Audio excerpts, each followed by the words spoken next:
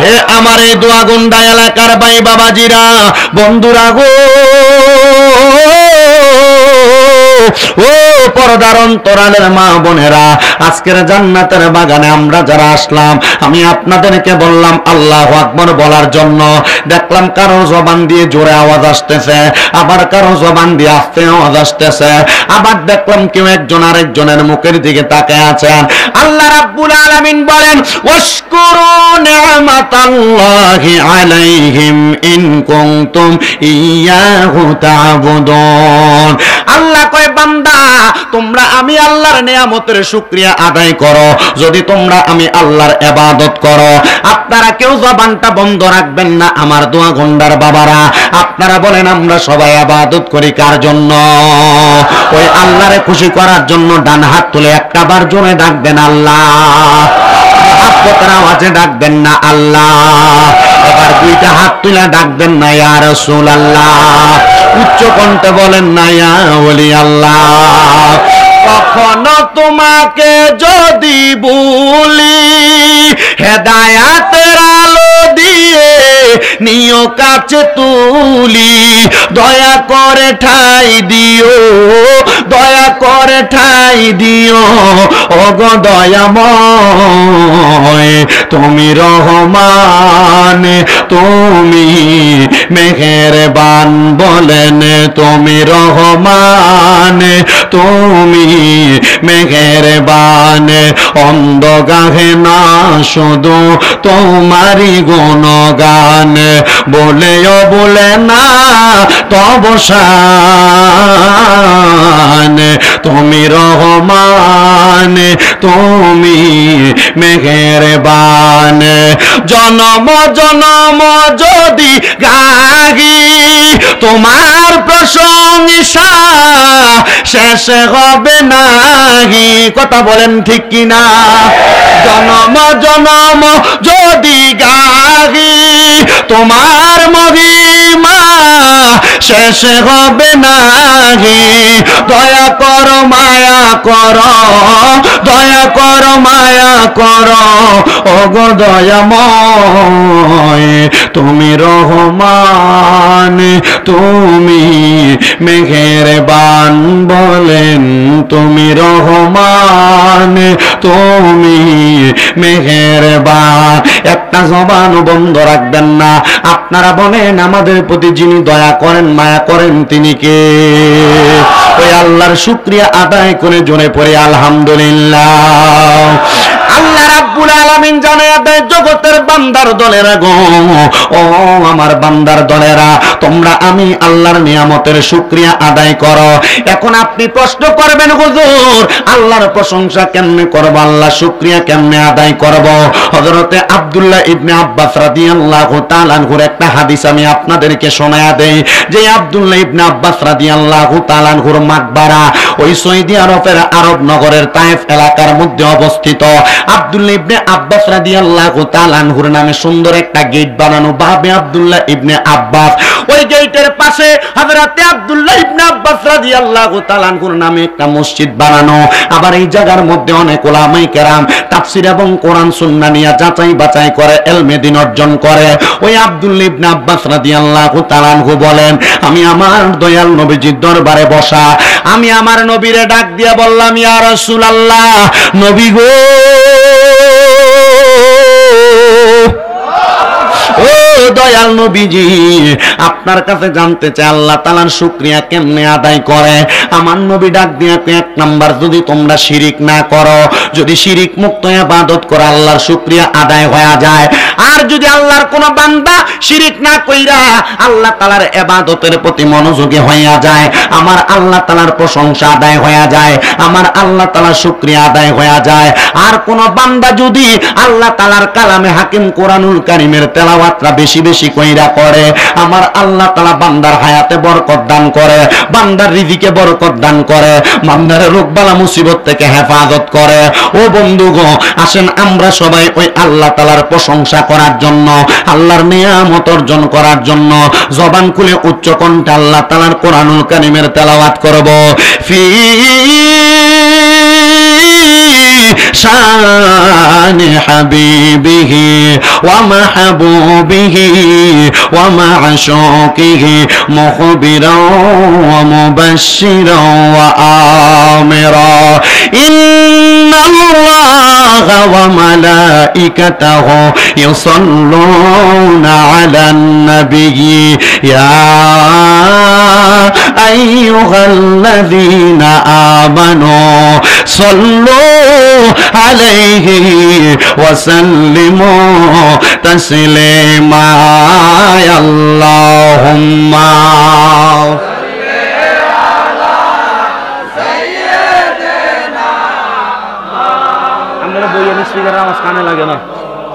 মাদ ওয়ালা আলি মাও আর একটু জবান খুলে মোহাব্বতের আওয়াজে পড়ি আল্লাহুম্মা আর হেদিয়ে করে দাও করে দিয়ে সাউন্ড ছাড়ো দিয়ে করো বুড়ো বুড়ো মুহাম্মাদ ওয়ালা আলি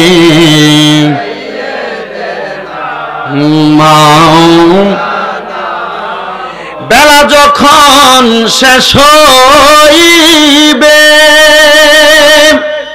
পায়ের তরি থাকে না সময় থাকতে মুর্শিদ ধরে জীবন কর সাধনা আল্লাহুম্মা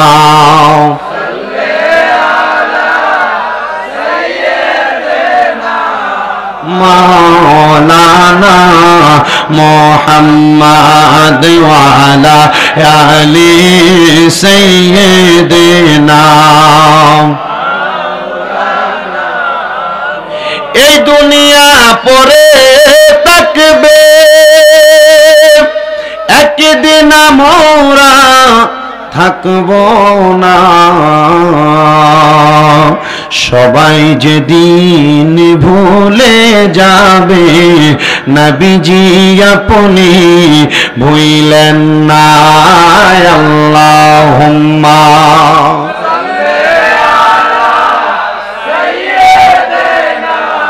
মাওলানা মুহাম্মদ ওয়ালা আলি সাইয়্যিদিনা লা ইলাহা লা জোরসে লা ইলাহা লা ইলাহা ইল্লাল্লাহ জোরে লা লা ইলাহা ইল্লাল্লাহ লা ইলাহা লা বলেন লা ইলাহা হাসবি রব্বি জাল্লাল্লাহ মা ফি কলবি গায়রুল্লাহ পড়েন হাসবি রব্বি জাল্লাল্লাহ মা ফি কলবি নূর মুহাম্মদ জোরে নূর মুহাম্মদ ও লা ইলাহা ইল্লাল্লাহ লা ইলাহা ইল্লাল্লাহ গায়রে নামাজ রোজা চাই রহনা বলেন মা বাবার খেদমত চাই রহনা বলেন নামাজ না কেহ মা বাবার খেদমত চাই রহনা আমার নবীর দরুদ ভুইল না বলেন নবীর দরুদ ভুইল না আমার নবীও তোমায় ভুলবে না লা ইলাহা ইল্লাল্লাহ লা ইলাহা হায়রে অনেক দূরে মদিনা আমরা কেমনে যাব দোয়া গন্ডার মানুষ মদিনা যাইতে চাই কি চাই না তারা তারা মদিনা যাইতে চায় ডান হাত তুলে আল্লাহকে দেখায় আর জবানটা খুলে একটা ব্রিজ পারনের আগে সাক্কা ফামসার হয়ে যাব মদিনা যাইতে হইলে আওয়াজ দেওয়া লাগবে জজবাওয়ালা ইমানি আওয়াজ এশকের আওয়াজ যাইতে চাই কি চাই না মনোযোগ দেন বাবাজিরাম বেশি দিন হয় না নবীর রওজা মুবারক জিয়ারত করে আসছি। নবীর রওজা মুবারকে যখন সর্বশেষ আমি সালাম দিতে গেলাম, আমি আমার নবীজির রওজা মুবারকে সালাম দিলাম, আসসালাতু ওয়াসসালামু আলাইকা ইয়া রাসূলুল্লাহ। নবীর রওজা মুবারকের সামনে দাঁড়ায়া বললাম, ইয়া রাসূলুল্লাহ, নবী গো, জীবনে বড় শখ ছিল, বড় আকাঙ্ক্ষা ছিল আপনি নবী রওজা মুবারকে আসার জন্য। ও দয়ার নবী, মায়ার নবী, রহমাতুল লিল আলামিন নবীজি, আপনি আপনার গোলামরে আপনার রওজা মুবারকে আনছেন। নবী গো, জীবনের সর্বশেষ আরেকটা আশা গো নবী, আপনি আপনার রওজা মুবারকে আমি পাগলাটারে আনছেন। যখন আমি দুনিয়া থেকে বিদায় হয়ে যাব, আমার মরণের আগে আপনি নবীর চেহারা মুবারক আমার একবার দিদার নসিব করাইয়েন। আমি তৃতীয় একটা ফরিয়াদ আমার নবী রওজা মুবারকে জানাইছি, নবী গো, আপনার কত পাগলরা বাংলাদেশের জমিনে আপনি নবী রওজা মুবারকে আসার জন্য পাগল। ইয়া রাসূলুল্লাহ, নবী গো, আপনি তাদেরকে মরণের আগে একবার আপনার রওজা মুবারকের সামনে আইনেন। আল্লাহর কসম রে আমার দোয়া গন্ডার যুবক, ও দোয়া গন্ডার মুরব্বী বাবারা, পর্দার অন্তরালের মা, আল্লাহর কাবা ঘরের গিলাফের মধ্যে দইরা দোয়া করছি, আল্লাহ তোমারে কাবা ঘর দেখার জন্য। আল্লাহ তোমার কত বান্দারা বাংলাদেশে পাগল হইয়া রইছে, ওই মানুষগুলা টাকা পয়সা ধন সম্পদের জন্য তোমার কাবা ঘর দেখতে আসতে পারে না। আল্লাহ তোমার বান্দাগুলারে একবার হইল তোমার কাবা ঘর দেখার জন্য হাজির কইরো। আমার সাথে আমার একটা ভাই ছিল দিনার বাড়ি কিশোরগঞ্জে, ওনার দেখলাম আল্লাহর কাবা ঘরের দিকে তাকায় তাকায় কান্দে। আমি জিগাইলাম, ভাই আল্লাহর কাবা ঘরের দিকে ছায়া ছায়া দিয়ে আপনি কান্দতেন? উনি ডাক দিয়া কই, হুজুর কাঁদবো না কেন, আমার মা আমার আব্বা জান বড় কষ্ট করে আমার এই কাবা ঘরের দেশে পাঠাইছে, সৌদি আরবে পাঠাইছে। আমি আমার মা বাবা পাটা ফিয়া সালাম করে বলছি, মা ও আমার আব্বা জান, আমি মক্কা শহরে যাইলে আমি মক্কায় যাইয়া কামাই করি আর না করি, আমি আমার প্রথম ইনকামের টাকাগুলো একসাথে কইরা তোমরারে আমি আল্লাহর কাবা ঘর দেখার জন্য হজ করার জন্য নিয়ে যাবো। হুজুর আমার আব্বা জান আমার বিদেশ আসার 3 মাসের মাথায় ইন্তেকাল করছে, আমার মা 7 মাসের মাথায় ইন্তেকাল করছে। হুজুর জানেন আমি মদিনা থেকে প্রতি মাসে 2-1 বার উমরা হজ করার জন্য আসি, কিন্তু আমি যখন আল্লাহর কাবা ঘরের সামনে আইসা দাঁড়ায়া যাই, আমার চোখের পানি আমি ধইরা রাখতে পারি না। হুজুর আমি জিগাইলাম, ভাই কারণ কি? উনি ডাক দিয়া কই, হুজুর আমার ব্যাংক অ্যাকাউন্টের মধ্যে টাকার অভাব নাই, কিন্তু আমার জীবনের সবচাইতে বড় অভাব আমার মা বাপ দুনিয়াতে নাই। হুজুর আমার টাকা পয়সা কে খাইবো? আমি আমার মা বাপরে মক্কা মদিনা দেখাইতে পারি নাই, জানি না আমার আল্লাহ তাআলা আমার মা বাপরে কবরে কেমন রাখছে। হুজুর আমি নবীর হাদিস শরীফ পড়া দেখছি, দুনিয়াতে কোন সন্তান যদি তার মা বাবার জন্য চোখের মনি কোঠার মধ্যে একটা মাছির মাথা পরিমাণ পানি ছাইরা দিয়া কান্দে, ওই পানিটা মাটিতে পড়ার আগে আল্লাহ তার মা বাবার জীবনের গুনাহ মাফ করে দেয়।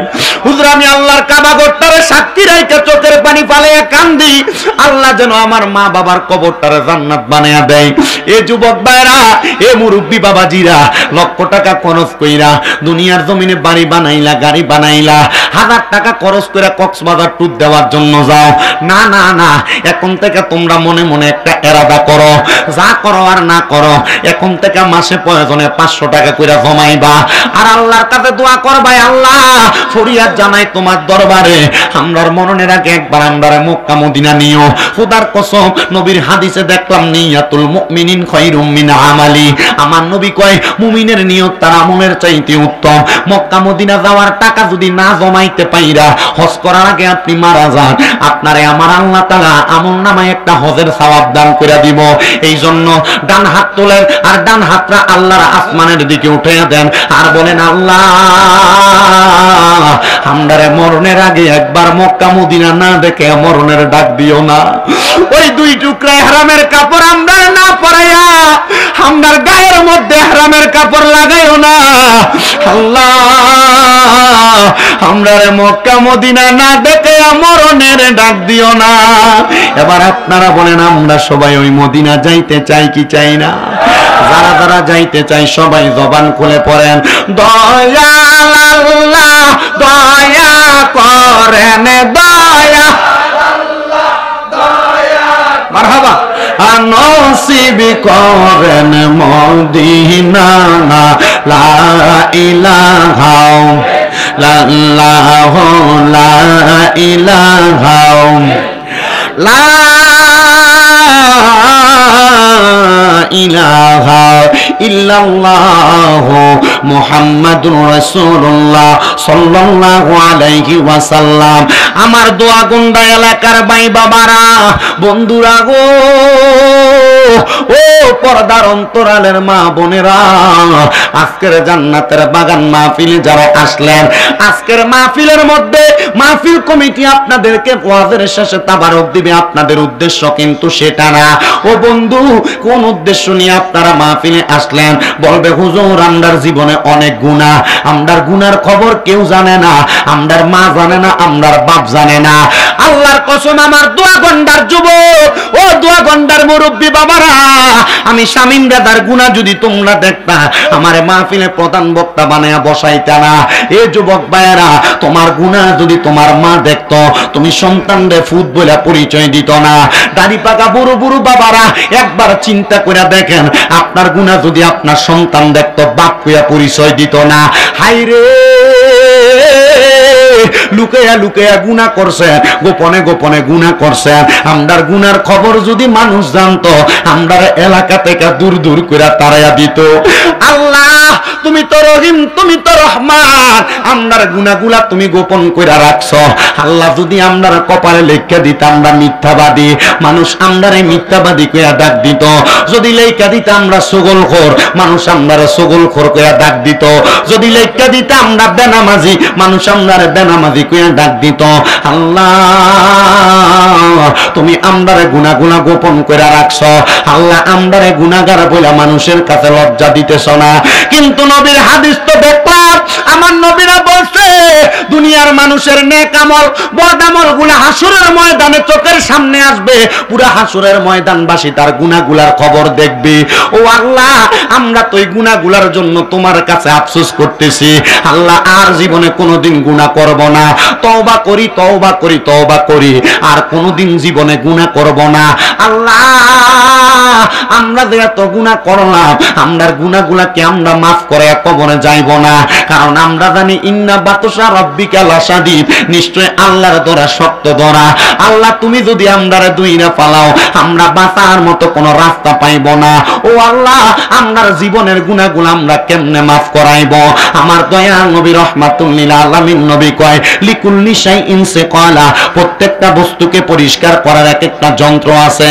সাহাবায়ে কেরাম, ইয়া রাসূলুল্লাহ, নবী গো বলল আল্লাহু আকবার জোরে। সাহাবায়ে কেরাম একটা ডাক দিয়া বলে, ইয়া রাসূলুল্লাহ, নবী দয়াল নবীজি, তাহলে আপনার উম্মত যে গুনাহ করবে, আপনার উম্মতের বামস্তনের দুই আঙ্গুল নিচে লতিফে কলব, ওই লতিফে কলবের মধ্যে গুনার দাগ পড়া যায়, ওই গুনাহগুলো আপনার উম্মত কেমনে মাফ করাইব? ওই গুনাহগুলো পরিষ্কার করার যন্ত্রটা কি?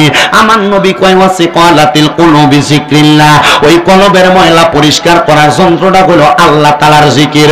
আসেন বাবারা, বন্ধুরা, আমরা একটু কলবের ময়লাগুলা পরিষ্কার করানোর জন্য চক্ষুটা বন্ধ করে দিয়ে নিজের কলবের দিকে খেয়াল করে জীবনের সব গুনাহ কাতার কথা স্মরণ করে মুহাব্বতের আওয়াজে একটু আমার আল্লাহ তাআলার ইসমে জাতের জিকির করেন। আল্লাহ আল্লাহ আল্লাহ আল্লাহ, একটু বন্ধ।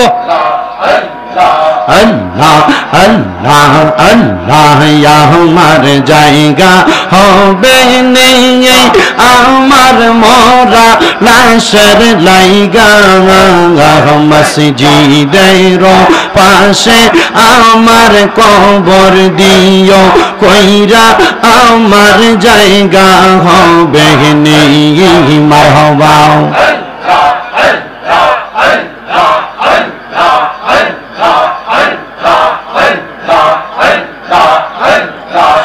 আমার জায়গা হবে নেই আমার মরা লাশের লাইগা, মসজিদের পাশে আমার কবর দিও কইরা, আমার জায়গা হবে নেই।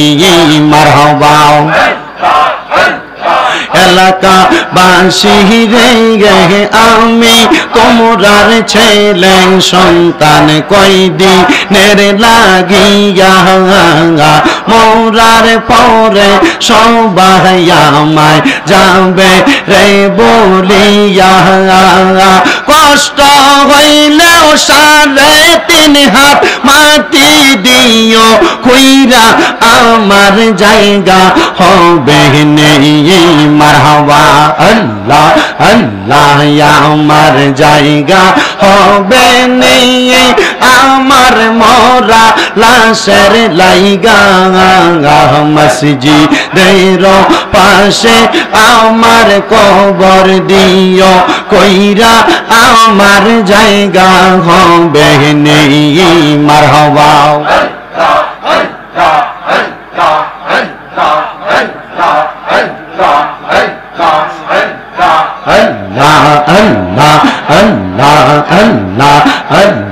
জগৎ বাসী রে আমি যেই দিন যাব মারা দুনিয়া ছাড়িয়া গায়ের জামা কাপড় সবই নিবে রে খুলিয়া সাদা মার্কিন কাপড় আমায় দিও রে পরাইয়া আমার জায়গা হবে নেই মারহাবা আল্লাহ আল্লাহ আল্লাহ আমার জায়গা হবে নেই আমার মরা লাশের লাইগা মসজিদের পাশে আমার কবর দিও কইরা আমার জায়গা হবে নেই মারহাবা আল্লাহ আল্লাহ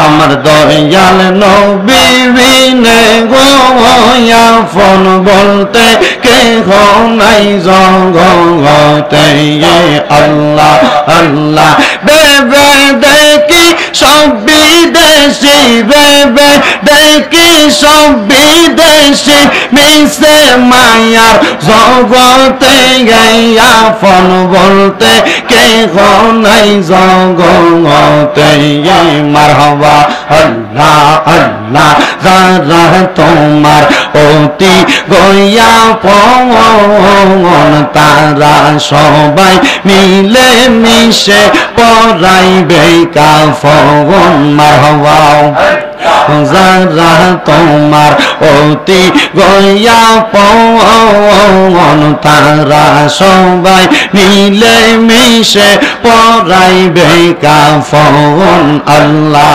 আল্লাহ মাটির নিচে করবে দাফন মাটির নিচে করবে দাফন গড়ে থাকতে দিবে না আপন বলতে কেহ নাই জগতে আমার দয়াল নবী বিনে গো আপন বলতে কেহ নাই জগতে মারহাবা আল্লাহ আল্লাহ আচ্ছা বাবা মাওলানা আমার মাদাকা বাবা মাওলানা কি সুন্দর বা নাইলা তোমার রাস্তা না মারহাবা আমার বাগদাদি শাহ মাওলানা আমার গনিয়ার হুজুর মাওলানা কি সুন্দর বা নাইলা তোমার রাস্তা না মারহাবা দেশ বিদেশে কোরআন সুন্নাহ দেশ বিদেশে কোরআন সুন্নাহর বৃক্ষরোপণ করিলা বাবা মাওলানা কি সুন্দর বা নাইলা তোমার রাস্তা না মারহাবা আল্লাহ আল্লাহ আল্লাহ লা ইলাহা ইল্লাল্লাহু মুহাম্মাদুর রাসূলুল্লাহ সাল্লাল্লাহু আলাইহি ওয়াসাল্লাম একটা জবান বন্ধ নাই জবান খুলে বলেন আমরা জিকির করলাম কার ওই আল্লাহর জিকির করলে আল্লাহ খুশি হয় না বেজার হয় আমার যুবক ভাইরা, ও মুরব্বী বাবারা, আর ডাইনে বামে আমি যাচ্ছি না রে বাবারা। আল্লাহ তাআলার কালামে হাকিম কোরআন থেকে আমি একটু তেলাওয়াত করছি, সবাই আমার সাথে জবান খুলে জোরে জোরে পড়ে না। আউযু বিল্লাহি মিনাশ শাইতানির রাজিম, বিসমিল্লাহির রাহমানির রাহিম। ইয়া আইয়ুহাল্লাযীনা আমানু ইত্তাকুল্লাহা ওয়াল তানজুর নাফসুম মা কদ্দামাত লিগাদিন ওয়াত্তাকুল্লাহা ইন্নাল্লাহা খাবীরুম বিমা তা'মালুন। ওয়ালা তাকুনু কাল্লাযীনা নাসাল্লাহা ফাআনসাহুম আনফুসাহুম উলাইকা হুমুল ফাসিকুন। লা يستوي أصحاب النار وأصحاب الجنة أصحاب الجنة هم الفائزون। জবান খুলে উচ্চ কণ্ঠে জোরে জোরে পড়েন আল্লাহু আকবার। এবার আপনারা বলেন, এই তিনটা আয়াতের ঘোষণা আমি শামীম রাজা কি কুমিল্লা থেকে বানায়া বললাম না আল্লাহর কোরআন থেকে বললাম? আল্লাহ রাব্বুল আলামিন বলেন, ইয়া আইয়ুহাল্লাযীনা আমানু, হে যারা ঈমানদার, ইত্তাকুল্লাহ, তোমরা আল্লাহকে ভয় করো। মুসলমান আমরা আল্লাহকে ভয় করি কিনা আমার বিবেককে আমি প্রশ্ন করলে উত্তর পাওয়া যাব। এখানে আপনারা যারা আছেন, দাড়ি পাকা বুড়ো বুড়ো বাবারা, যুবক নওজোয়ান ভাইয়েরা, পর্দার অন্তরালের মা বোনেরা, আল্লাহকে ভয় করার কথা যদি আপনার সমাজের মধ্যে বলা হয়, আমরা সমাজের মানুষ সবাই বলবে আমরা মুসলমান, আল্লাহরে তো সবাই ভয় করে, কিন্তু হারাম খানা বন্ধ নাই, সুদ খানা বন্ধ নাই, ঘোষ খানা বন্ধ নাই, পরের হক মাইরা খাওয়া বন্ধ নাই, মানুষের সঙ্গে ঝগড়া ফাসাদ দ্বন্দ্ব করা বন্ধ নাই, মানুষের সঙ্গে খারাপ ব্যবহার করা বন্ধ নাই, বেপরদা চড়া মা বোনদের বন্ধ নাই, এলাকার মধ্যে সন্ত্রাস রাহাজানি করা বন্ধ নাই। এবার বলেন, যারা মারামারি রাহাজানি দ্বন্দ্ব করে, সমাজের মধ্যে হারাম খায়, অবৈধ সম্পদ অর্জন করে, এবার বলেন তারা কি কোনোদিন আল্লাহরে ভয় করে নাকি? না না না, তারা কোনোদিন আল্লাহরে ভয় করে না। তো যেই কথাই ছিলাম, আল্লাহ কোরআনুল কারিমে বললেন, হে ঈমানদাররা, তোমরা আল্লাহকে ভয় করো। ওয়াল তানজুর, তোমাদের তাকানো উচিত, নাফসুম মা কদ্দামাত লিগাত, তোমাদের পূর্ববর্তীদের দিকে, যারা দুনিয়া থেকে পূর্বেই বিতরিত হয়ে গেছে। লিগাদি ওয়াত্তাকুল্লাহ, তোমরা আল্লাহকে ভয় করো। আল্লাহ তাআলা কোরআনুল কারিমের মধ্যে আবার কেন এই ভয়ের কথা বললেন? এই আয়াতে কারিমার তাফসীরের পরিপূর্ণ কথা আপনাদেরকে বললে আপনারা বুঝতে পারবেন। আল্লাহ তাআলা শেষের অংশে বলতেছেন, ইত্তাকুল্লাহা ওয়াল তানজুর নাফসুম মা কদ্দামাত লিগাদিন ওয়াত্তাকুল্লাহা ইন্নাল্লাহা খাবীরুম বিমা তা'মালুন। নিশ্চয় আল্লাহ তাআলা তোমাদের অন্তরের সকল খবর সম্পর্কে অবহিত। এই আয়াতের তাফসীর করতেছেন আল্লামা জালালউদ্দিন সুয়ুতী রাহমাতুল্লাহ আলাইহি, জালালউদ্দিন মুহল্লি রাহমাতুল্লাহ আলাইহি সহ ইমাম বাগাবী রাহমাতুল্লাহ আলাইহি পর্যন্ত একই ভাবে তাফসীর করতেছেন। তিনজন তাফসীরকারক একই ভাবে এই আয়াতে কারিমার উপর ভিত্তি করে মানুষকে জানাইতেছে। ওই মানুষ যারা দুনিয়ার জমিনের মধ্যে পূর্ববর্তীদেরকে খেয়াল করে না, যে মানুষগুলার মা চলে গেছে কবরে, বাবা চলে গেছে কবরে, পূর্বের বংশের মানুষগুলা চলে গেছে কবরে, যেই মানুষগুলা খারাপ কর্ম কইরা অন্ধকার কবরে যাওয়ার পরে মানুষগুলার কবরের মধ্যে অবস্থা বেশি ভালো হয় নাই, তাদের অবস্থা বড় কঠিন হয়েছে। আল্লাহ আপনার কাছে জানতে চাই, আপনি বলেন না তাদের অবস্থাটা কেমন হয়েছে। এবার আল্লাহ তাআলা কুরআনুল কারীমের আয়াতের মাধ্যমে জানায় দেয়, ও বান্দা, লা ইয়াস্তাউই আসহাবুন নারি ওয়া আসহাবুল জান্নাহ, বান্দা শোনো, যারা জান্নাতি যারা দোজকি তারা একরকম না। এবার আপনারা বলেন, যারা জান্নাতি যারা দোজকি তারা কি কোনোদিন একরকম হইতে পারে নাকি? না না না, বান্দা শুনে নাও, তারা একরকম হইতে পারে না। যারা জান্নাতি তারা একরকম, যারা দোজকি তারা আরেক রকম। ও নবী গো, আপনার কাছে আমরা জানতে চাই, আপনি বলেন না জান্নাতি যারা তাদের অবস্থাটা কেমন হবে? আমরা তো জানি দোজকি যারা তাদের অবস্থাটা বড় খারাপ হয়ে যাবে। আল্লাহর নবী আল্লাহর কোরআন থেকে বলে আসহাবুল জান্নাতি হুমুল ফাইজুন, যারা জান্নাতি তারা হইল সফল কাম। ও আমার দুয়াগন্ডার যুবক, ও মুরব্বী বাবারা, জান্নাতীরা কেমন ভাবে সফল কাম একটু শোনেন। জান্নাতীরা কবরে গেলে শুধু সফল কাম না, যারা জান্নাতি তারা দুনিয়া থেকে কবরে যাওয়ার পর কবর থেকে হাসর, হাসর থেকে মিজান, মিজান থেকে ফুলসেরাত, একবারে প্রত্যেকটা জায়গার মধ্যে তারা সফল কাম। আমরা এলাকায় অনেক মানুষ মারা যায়, মারা যাওয়ার পরে দেখবেন ওই মানুষটা হয়তো জিহ্বার মধ্যে কামড় দিয়ে মারা যায়। অনেক মানুষ মারা যায় দেখবেন মানুষ নাকে মুখে দিয়ে রক্ত বাইর করে দিয়ে মারা যায়। অনেক মানুষ দেখবেন যখন মারা যায় চোখগুলা উল্টে যায়। অনেক মানুষ বিছানার মধ্যে প্রস্রাব পায়খানা কইরা দিয়া মারা যায়। ও আমার দাড়ি পাকা মুরব্বী বাবারা, ও যুবক নজওয়ান ভাইয়ারা, একটু চিন্তা করেন কেন এমনি মারা যায়। একবার তো এলাকার মসজিদের হুজুর এসে প্রশ্ন করলেন না, শুধু মসজিদের হুজুর কেন মসজিদটা কুরায় নাই দোষটা ধরেন, আগাম দিতে 1 মিনিট দেরি হইল কেন এই দোষটা ধরেন। না না না, মসজিদের ইমামের কাছে এমন খোঁজখবর না নিয়া একটাবার জিগাইয়েন হুজুর মানুষ মারা যাওয়ার সময় কেন এমন অবস্থা হয়। এই কথা ইমাম সাহেব বলবে না, ইমাম সাহেব বলবে তিরমিজি শরীফের হাদিস শরীফ থেকে বলছি বাবা শুনো। আল্লাহর নবীকে হযরতে আনাস ইবনে মালিক রাদিয়াল্লাহু তাআলা আনহু প্রশ্ন করে, ইয়া রাসূলুল্লাহ নবী গো, মানুষ কেন এত কষ্ট পায় মারা যায়? আমার নবী কয়, আনাস রে, মানুষ কেন এত কষ্ট পায় শুনো, কেন কষ্ট পায় শুনো। ও নবী কেন গো? বলে একটা বেঈমান বান্দার সামনে যখন আজরাইল আইসা যায়, আজরাইল আসার আগে 2টা নীল চক্ষুওয়ালা ফেরেশতা বেঈমানের সামনে হাজির হয়ে যায়। ওই 2টা ফেরেশতা ওই বেঈমানের বুকের মধ্যে আর পায়ের মধ্যে এমন ভাবে আঘাত করতে থাকে, বেঈমান বান্দা নীল চক্ষুওয়ালা ফেরেশতাদেরকে দেখলে ভয় পাওয়া যায়।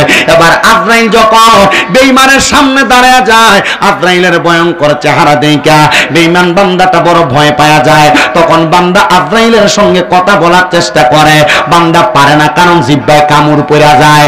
বান্দা চোখের ইশারা দিয়া বোঝানোর চেষ্টা করে, বান্দার চোখগুলা উল্টে যায়, বান্দার হাতে পায়ের শাহরগুলা টাস টাস টাস টাস করে চিরে যায়। তখন বান্দা আর কোনো কথা যখন বলতে পারে না, বান্দা এবার ইশারা ইঙ্গিত দিতে পারে না, বান্দার রক্ত চলাচল গুলা যখন বন্ধ হয়ে যায়, তখন বান্দার নাক এবং মুখটা কোনা থাকার কারণে বান্দার নাকে মুখে দিয়া রক্তগুলা বাইর হয়ে যায়। আল্লাহর নবী কয়, শোনো,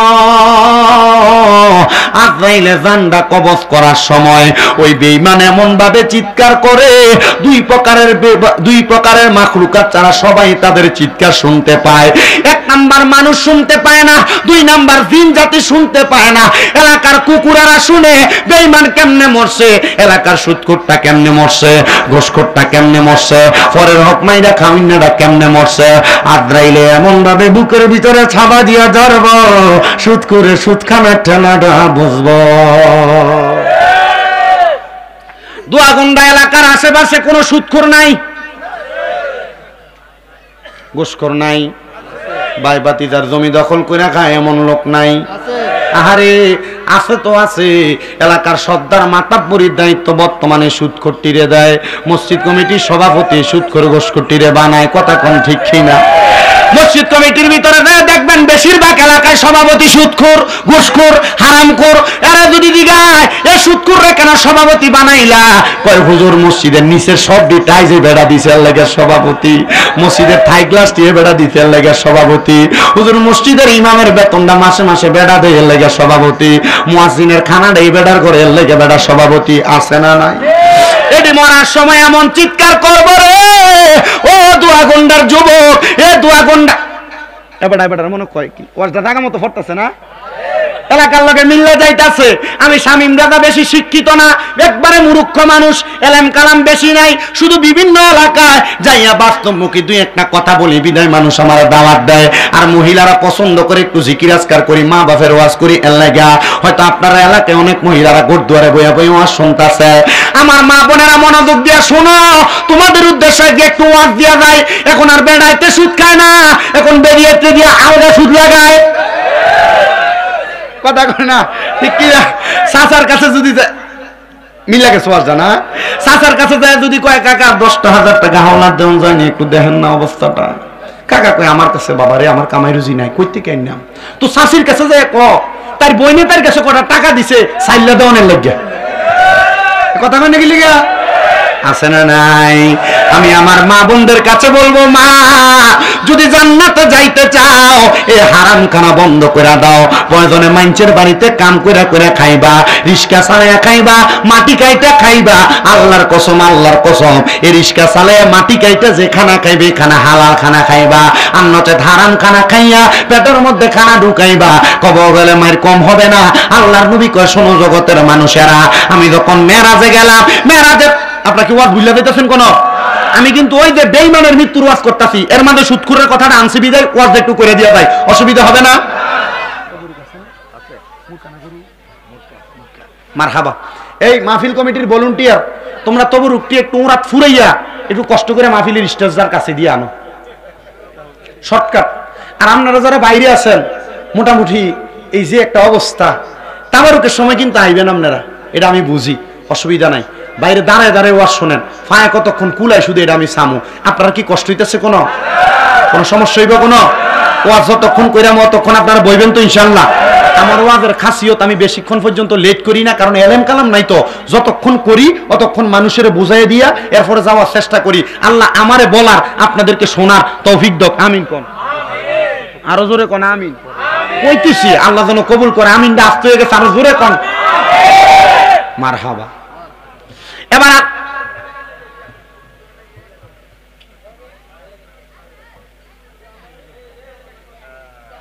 এটা বাইরের আওয়াজ না? না বাইরে তোমরা আওয়াজ দিও না মনে।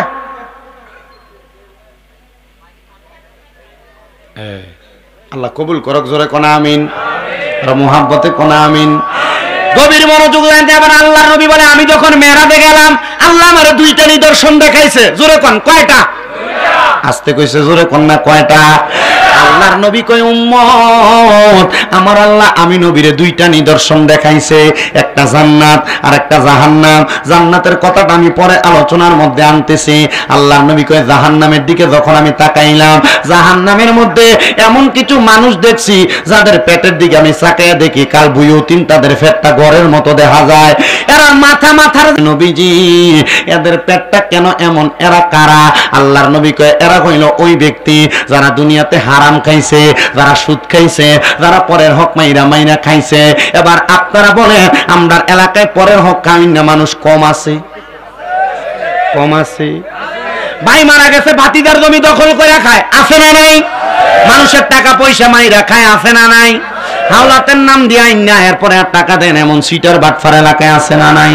ও মুসলমান, আপনাদের কাছে আমি আর একটু বোঝানোর চেষ্টা করি। আল্লাহর নবী কয়, দুনিয়ার মানুষ তোমরা শুনে নাও। হযরতে জাবির ইবনে আব্দুল্লাহ সামুরা রাদিয়াল্লাহু তাআলা আনহু হাদিস বর্ণনা করে, তিনি বলেন, দুনিয়ার জমিনের মধ্যে কেউ যদি কারোর মাত্র সামান্য 1 দিরহাম পরিমাণ অর্থ মাইরা খায়, মানে পরের হক নষ্ট করে, আমার আল্লাহ তাআলা ওই মানুষটাকে ওই সম্পদের বিনিময়ে সর্বনিম্ন 1000 সাপ তার জন্য নির্ধারণ করবে। কবরের মধ্যে দেওয়ার পর এই ব্যক্তিটারে এমন একটা ঘরের মধ্যে আবদ্ধ করবে, চারদিক থেকে দংশন করবে। কিন্তু মানুষ শুনো, ওই কবরের মধ্যে শাস্তি পাওয়ার আগে এরা দুনিয়াতে কিছু শাস্তি পাইব। বলে, হুজুর শাস্তিটা কি? বয়, পরের হকটা যখন খাইব এই ব্যক্তি দেখবা গ্যাস্ট্রিক, আলসার, ডায়াবেটিস, ক্যান্সার, এমন রোগ ওই রোগ। মানুষের হক খাইলো মাত্র 5 টাকা, কিন্তু ডাক্তারে হাজিগঞ্জ বাজারে ভিজিট দেয় 1500 টাকা। আবার দেখবা ঢাকা যায় মাসে মাসে বছরে বছর একটা চেক আপ করায় 1 লাখ 1.5 লাখ। এজন্য একজন পাগলা কইছিল, পরের হক হরণে গতি নাই। পরের হক হরণে গতি নাই। এবার যদি মরণে গতি না থাকে, কেমনে মরণে গতি নাই? শোনো, ওই আজরাইল যখন বুকটার ভিতরে থাবা দিব, ওই পরের হক খাইন না, হারামখোর। কি খুর? জোরে কও, কি খুর? খুরের অভাব নাই, আছে না? সুদখোর, ঘুষখোর, হারামখোর। সভাপতি কথা কেনা, এটা একবার জোয়ান সভাপতি যে টুপি লাগাইছে। আমি কই, আল্লাহ এবারে যদি মাহফিলের সভাপতি হয় রে, মাশাআল্লাহ, আল্লাহ কবুল করো, আমিন কোন। তো খুরের অভাব, ওই হারাম করতের অবস্থা কেমন হইব? কয়, 2 প্রকারের মাখলুকাত, এদের চিৎকারের আওয়াজ শোনে না, মানুষ আর জিন জাতি আওয়াজ শোনে না। আজরাইল এমন ভাবে থাবা দিব, আজরাইলের থাবা পাইয়া বিছানার মধ্যে প্রস্রাব পায়খানা করে দিবে, বান্দা তার পাবে না। মানুষ বলবে হাই রে এমন মরা কেমনে মরল, মনে হয় দুনিয়াতে কোনো পাপ কইরা মরছে। আল্লাহর নবী শিখিয়া দেয় শুধু এই মরাটার মধ্যে শেষ না রে বান্দা, শোনো না, মারা যাওয়ার পর থেকে তার বেয়াজ্জতি শুরু হয়ে গেছে। এবার ওই ব্যক্তি মারা যাওয়ার পরে ব্যক্তিটার বেয়াজ্জতি হইল, ওই ব্যক্তির রূহটা যখন দুইজন ফেরেশতা কি কালার শোক যেন বলছিলেন, নীল কালার সকলা, এই ফেরেশতারা ওই বান্দার রূহটা নিয়ে যখন আলমে আরোহার দিকে রওনা করবে, আলমে আরোহার দিকে রওনা করার সময় এই বান্দার রূহটা যখন সেই জায়গার মধ্যে রাখার জন্য যাবে, বান্দা যা দেখবে আলমে আরোহার দরজাটা বন্ধ করা, আলমে আরোহার দরজা বন্ধ দেখা বান্দা এবার নিচের দিকে আসতে থাকবে, তাকে দেখবে আসমানের দরজা বন্ধ, সামনে বন্ধ, ডাইনে বন্ধ, বামে বন্ধ, ওই বান্দাটার পেছন দিয়ে শুধু জাহান্নামের দরজা খোলা। আজরাইলের সাথে ফেরেশতারা ডাক দিয়া বলবে আল্লাহ এই বান্দার রূহ তো কোনো জায়গার মধ্যে রাখা যায় না, এবার বলবে জাহান্নামের দিকে নিয়ে যাও। এবার জাহান্নামের সামনে যে ফেরেশতারা দাঁড়ায় থাকবে, সর্বনিম্ন ডান দিকে 19 জন, বাম দিকে 19 জন, ওই ফেরেশতারা ওই বেঈমান হারামখোরের, ওই বেঈমান পরের হক কামিনা ব্যক্তির এর দিকে থুতু নিক্ষেপ করবে। নীলস কলা দুইটা ফেরেশতা জিজ্ঞাসা করবো কিরে ফেরেশতারা থুতু কেন মারো? বলে এটা তো বানামাঞ্চের রূহ না, এটার শরীর থেকে দুর্গন্ধ বাইর হয়।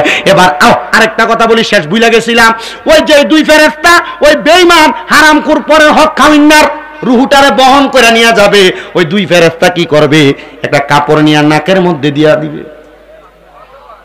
কি দিব? এই কথা কয় না, নাকে কাপড় দিবে। ওই 19 2 19 কত 38, ওই 38 ফেরেশতা জিগাইবো এ ফেরেশতা আমরা কেন থুতু নিক্ষেপ করলাম এটা আমরা জিগাইলা, তাহলে তোমরা বলো নাকে কেন তোমরা কাপড় দিলা? এবার ওই ফেরেশতারা বলবে এই বান্দা দুনিয়াতে হারাম খাইতে খাইতে পরের হক খাইতে খাইতে বান্দা গুনাহ করতে করতে বান্দার রূহটার একটা নোংরা রূহ বানাইছে, দুর্গন্ধ দুর্গন্ধ দুর্গন্ধ, এই জন্য আমরা নাকের মধ্যে কাপড় লাগাইছি। আহারে আগামীকালকে যদি শামীম রাজার বিরোধিতা কেউ করে দেখবা মনে করবে এটা সুদখোর ঘুষখোর পরের হক খাওয়াই না, এটা এমনে না কা কেমনে খায়, এলাকার মানুষে না দক ব্যাংকের মধ্যে এফডিআর এর মতো সুদের ব্যবসা লাগায়, ব্যাংকের মধ্যে খায় না। আপনি এলাকায় দেখবেন আল্লাহর নবীজির হাদিস শরীফ গত জুমায় পড়ছি, নবীজি বলছে কিয়ামতের আগে আমার উম্মতের মধ্যে এমন কোন উম্মত বাদ থাকবে না যারা সুদের সাথে জড়িত না। আল্লাহর হাবিবের সাহাবায়ে কেরাম কই ইয়া রাসূলুল্লাহ কি বলেন, মুমিনরাও কি সুদ খাইবো? আল্লাহর নবী কয় মুমিনরা যদিও সুদ না খায় সুদের বাতাস তাদের গায়ে লাগবে, মানে সুদখোররা যখন রাস্তা দিয়ে হাঁটতে যাবে এদের গায়ের বাতাস মুমিনদের গায়ের মধ্যে লাগবে। আরে একটা কুকুর পর্যন্ত আল্লাহর কাছে দোয়া করে আল্লাহ দুনিয়ার জমিনের মধ্যে সকালবেলা আমারে দুই প্রকার মানুষের চেহারা দেখাইও না, একটা হলো বেনামাজি আর একটা হইল হারামখোর।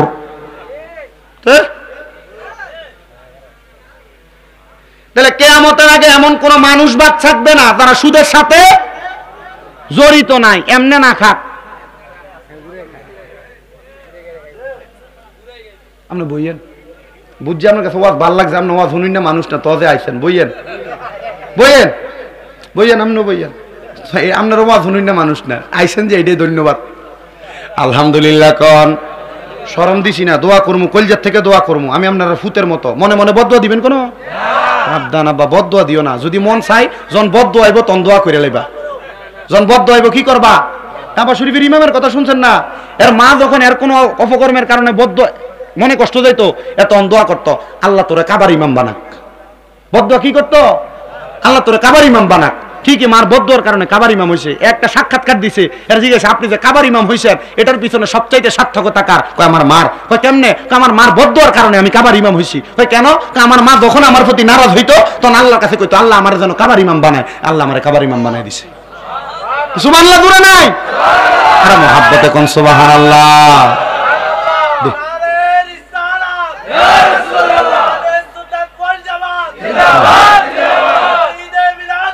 জিন্দাবাদ। দেখছেন নি পাগলা মানুষ বুঝতেছে এ দোয়া, এই জন্য মা বাপের কাছে আমার আবদার থাকবো, মা বাবা ফানলে দেন, আপনার ফাও আমার সামনে দেন, আমি আমার জিব্বাটা দিয়ে আপনার ফাওটা পরিষ্কার করে দেন। তবুও ফুতেক মানুষ তো বুঝে না, অন্যায় কইরা লায়, বেদবি কইরা লায়, বদদোয়া দিয়েন না। যখন বদদোয়া আইব একটু দোয়া করেন, রাজি আছেন না? দোয়া করেন, দেখবেন ফুতে বুঝবো। আর যদি না বুঝে, আপনি মরার পরে কবরের কাছে যাই কবরের মাটি ধরে ধরে কানবো। বহুত ফুতে এমন কান্দে, বহুত সন্তান এমন কান্দে, কান্দে কি না? মা বাপরে যাবতা থাকতে ভাত দিছে না, কিন্তু মার কবরের সামনে দিয়ে কান্দে। এই যে আজকে মাহফিল হইতেছে, বহুত ফোলাফাইন বাপের লেগে কান্দে। আগে হাত খরচের জন্য বাপের কাছে 10 টাকা চাইয়া নিত, কিন্তু এখন বাপ কবরে 100 টাকা হাত খরচের জন্য দিতে পারে না। এই জন্য আম্মা আব্বার কাছে আমার আবদার, বদদোয়া দিয়েন না। আপনারা বদদোয়ার কারণে সন্তান ধ্বংস হয়ে যাবে। আল্লাহ মা বাবার নেক দোয়া আমরার উপরে দান করুক। জোরে কোন আমিন। সবাই মোহাব্বতে দুরূদ শরীফ পড়েন, আল্লাহুম্মা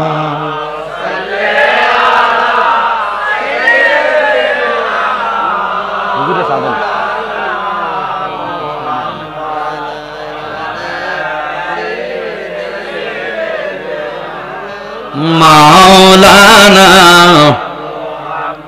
নবী গো আপনার ভালোবাসায় জীবনের গোনা ঝরে যায়, ঠিক কিনা?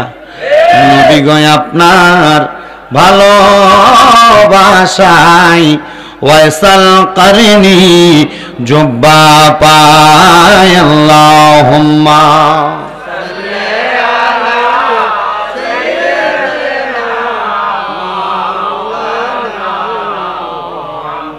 ওয়ালা আলি।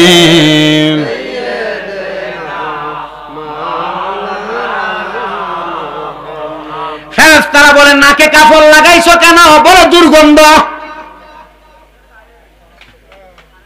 এবার ওই ফেরেশতারা বলবে, এই বান্দা থুতু নিক্ষেপ হওয়ার কারণ হইল বান্দার দুর্গন্ধ, এজন্য বান্দার শরীরের দিকে আমরা থুতু নিক্ষেপ করি। দে রে দে, বান্দারে তাড়াতাড়ি জাহান্নামের আগুনে ফালাইয়া দে। এবার বান্দারে যখন জাহান্নামের আগুনের মধ্যে ফালাইব, হাদিস শরীফ আল্লাহর নবী রাহমাতুল লিল আলামিন নবী কয়, লাল রঙের আগুনটারে আল্লাহ তাআলা 500 বছর, আবার কোন কোন বর্ণনাকারী বলে 1000 বছর যখন আমার আল্লাহ পুরাইব, লাল রঙের আগুনের রংটা সাদা হইব। আরো 1000 বছর যখন পুরাইব, এবার সাদা রঙের আগুনের কালার কালা হইব। এই আগুনে পুরাইতে পুরাইতে বান্দা চিৎকার করবে, বান্দা জাহান্নামের মধ্যে পিপাসার্ত হইয়া আমার আল্লাহ তাআলার ফেরেশতার কাছে কইব, ফেরেশতা একটু পানির ব্যবস্থা হবে নি গো ফেরেশতা, দাও না একটু পানি দাও না। ওই ফেরেশতারা কি করবে? গরম একটা লোহার পাত্র রে অন্যান্য জাহান্নামীদের রক্ত পুষ দিয়া কব নেও খাও। কবে এগুলা কেমনে খাইমু? দুনিয়ার পানির মধ্যে একটা মশা পড়লে খাই না, মাছি পড়লে খাই না, পোকা পড়লে খাই না, অন্যদের রক্ত পুষ আমি কেমনে খামো? হাদিস শরীফে রক্ত পুষগুলারে কয় তিনাতুল খাবাল, মানে রক্ত এবং পুষ অন্যদেরকে আগুনে পুরাইয়া যেই রক্ত পুষ হইছে এগুলা নে খা। বলে আমি খাইতে পারবো না। বলে দুনিয়াতে তো পরের হক মাইরা বালাই খাইছ, সুদের টাকা তো বালাই খাইছ, পরের হক মাইরা খাইতে ভালো লাগছে, এখন এই পানি খাইতে ভালো লাগে না। ওই জাহান্নামীরা খাইতে পারবে না, তবুও তাদেরকে জোর করে খাওয়ায় দেওয়া হবে। রুকসুম নামক ফেরেশতা ওই জাহান্নামীদেরকে যখন পানিটা পান করাইব, এবার ফেরেশতারা ওই পানিটা পান করাইয়া দিলে বান্দার পেটের নারী বুড়ি গুনা বান্দার পায়খানার রাস্তা দিয়ে টরটর করে বের হবে। ও বান্দা, কেমন শাস্তি, কেমন শাস্তি একটা বার তুমি চিন্তা করছো নি রে বান্দা? এবার শুই না নাও, যদি কোনো ইমানদার বান্দা মারা যায়, একটা ছোট বাচ্চার মাথার মধ্যে হাতটা বুলাইয়া দিলে ছোট বাচ্চা যেমন কইরা ঘুমায়া যায়, ইমানদার বান্দা তার বিছানার মধ্যে এমন ভাবে ঘুমায়া যায়। ইমানদার বান্দার রূহ কবজ করার জন্য আজরাইল যখন ইমানদার বান্দার সামনে দাঁড়ায়া যায়, আজরাইল ইমানদারের বুকের মধ্যে হাত দেয় রূহটা কবজ করার জন্য। বুকের মধ্য থেকে আওয়াজ আসে না, আজরাইল ইমানদারের বুক দিয়া কষ্ট দিয়া তুমি রূহ কবজ করতে পারবা না। বলে কেন? বলে আমরা দুইজন ফেরেশতা ইমানদারের সামনে দাঁড়াইলাম এই বুকের পাহারা দেওয়ার জন্য, কারণ এই বুকের মধ্যে ইমানদারের কোরআন এবং হাদিসের ভালোবাসা ছিল, এই জন্য বুক দিয়া ইমানদারের রূহটা তুমি কবজ করতে পারবে না। আজরাইল হাত দিবে ইমানদারের মুখের মধ্যে, চেহারার মধ্যে। আজরাইল ডাক দিয়ে বলবে, এ ইমানদার বান্দার রূহ, ইমানদার বান্দার রূহটাকে আজরাইল আর কবজ করতে পারবে না। কারণ কি বান্দার চেহারার মধ্যে 5 ওয়াক্ত নামাজের ওযু করার কারণে যে একটা নূর চমকাইছে, বান্দার সালাতের পক্ষ থেকে আওয়াজ আসবে, না না না, ইমানদার বান্দার রূহ মুখ দিয়ে কবজ করা যাবে না। কারণ ইমানদার আল্লাহ তাআলার আনুগত্যের মাধ্যমে তার চেহারাটাকে বিনীত কইরা সুবহান রাব্বিয়াল আলা বইলা দুনিয়াতে কাটাইছে। এবার ইমানদারের ডান দিকে আক্রমণ করা হবে, ইমানদারের ডান দিক থেকে আওয়াজ আসবে, না না না, ইমানদারের রূহ ডান দিক দিয়ে কবজ করা যাবে না। কারণ আমি কইলাম ইমানদার বান্দার মা বাবার খেদমত, আমার ডান দিক দিয়ে কবজ করা যাবে না, বাম দিক দিয়ে আক্রমণ করা হবে।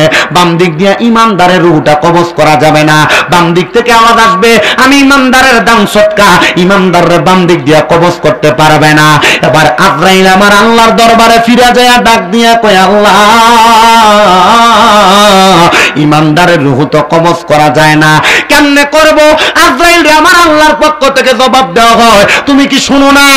আমার হাবিব ঘোষণা দিয়ে গেছে, যদি কোনো মানুষ বিকৌলি লা ইলাহা ইল্লাল্লাহ ওয়া আন্না মুহাম্মাদুর রাসূলুল্লাহ বইলা সাক্ষী দেয়, সাক্ষী দেওয়ার কারণে ইন্তেকালের আগে কালিমা পড়া ইন্তেকাল করব, ইমানদার বান্দা ছোট্ট বাচ্চার মতো ঘুমিয়ে থাকবে। আজরাইল এবার ইমানদারের সামনে দাঁড়ায়া থাকবে। এবার আরেকটা ফেরেশতা ইমানদারের নাকের কাছে মেশক আম্বরের আতরের একটা সুঘ্রাণ লাগিয়ে দিবে। ওই সুঘ্রাণটা পাইয়া ইমানদার বান্দা ঘুম থেকে জাগ্রত হবে। জান্নাতি একটা আপেলের মধ্যে কালিমা তাইয়্যিবা লা ইলাহা ইল্লাল্লাহু মুহাম্মাদুর রাসূলুল্লাহ সাল্লাল্লাহু আলাইহি ওয়াসাল্লাম কালিমাটা লেখা থাকবে। ইমানদার জবান দিয়া কালিমা পড়া শুরু করে দিবে। এবার আজরাইল রে আমার আল্লাহ বলবে, রে আজরাইল, ইমানদারের রূহ কবজ করো। আল্লাহ কেমনে? বলে, ইমানদারের জবান দিয়ে একটা বাতাস বের হবে, যেন আমার ইমানদার কোনো কষ্ট না পায়। আরে বেঈমান মারা গেল কেমনে? হারামখোর মারা গেল কেমনে? প্রস্রাব পায়খানা কইরা দিয়া রক্ত বাইর হইয়া, আর ইমানদার বান্দা টের পায় না। আজরাইল রূহটা কবজ করবে। রূহুল আলমে আরোহায় যাওয়ার সময় আজরাইলের ডান হাত বাম হাত থেকে রূহটা পিছল ভাবে বাইন মাছ আমরা ধরিনি। কি মাছ?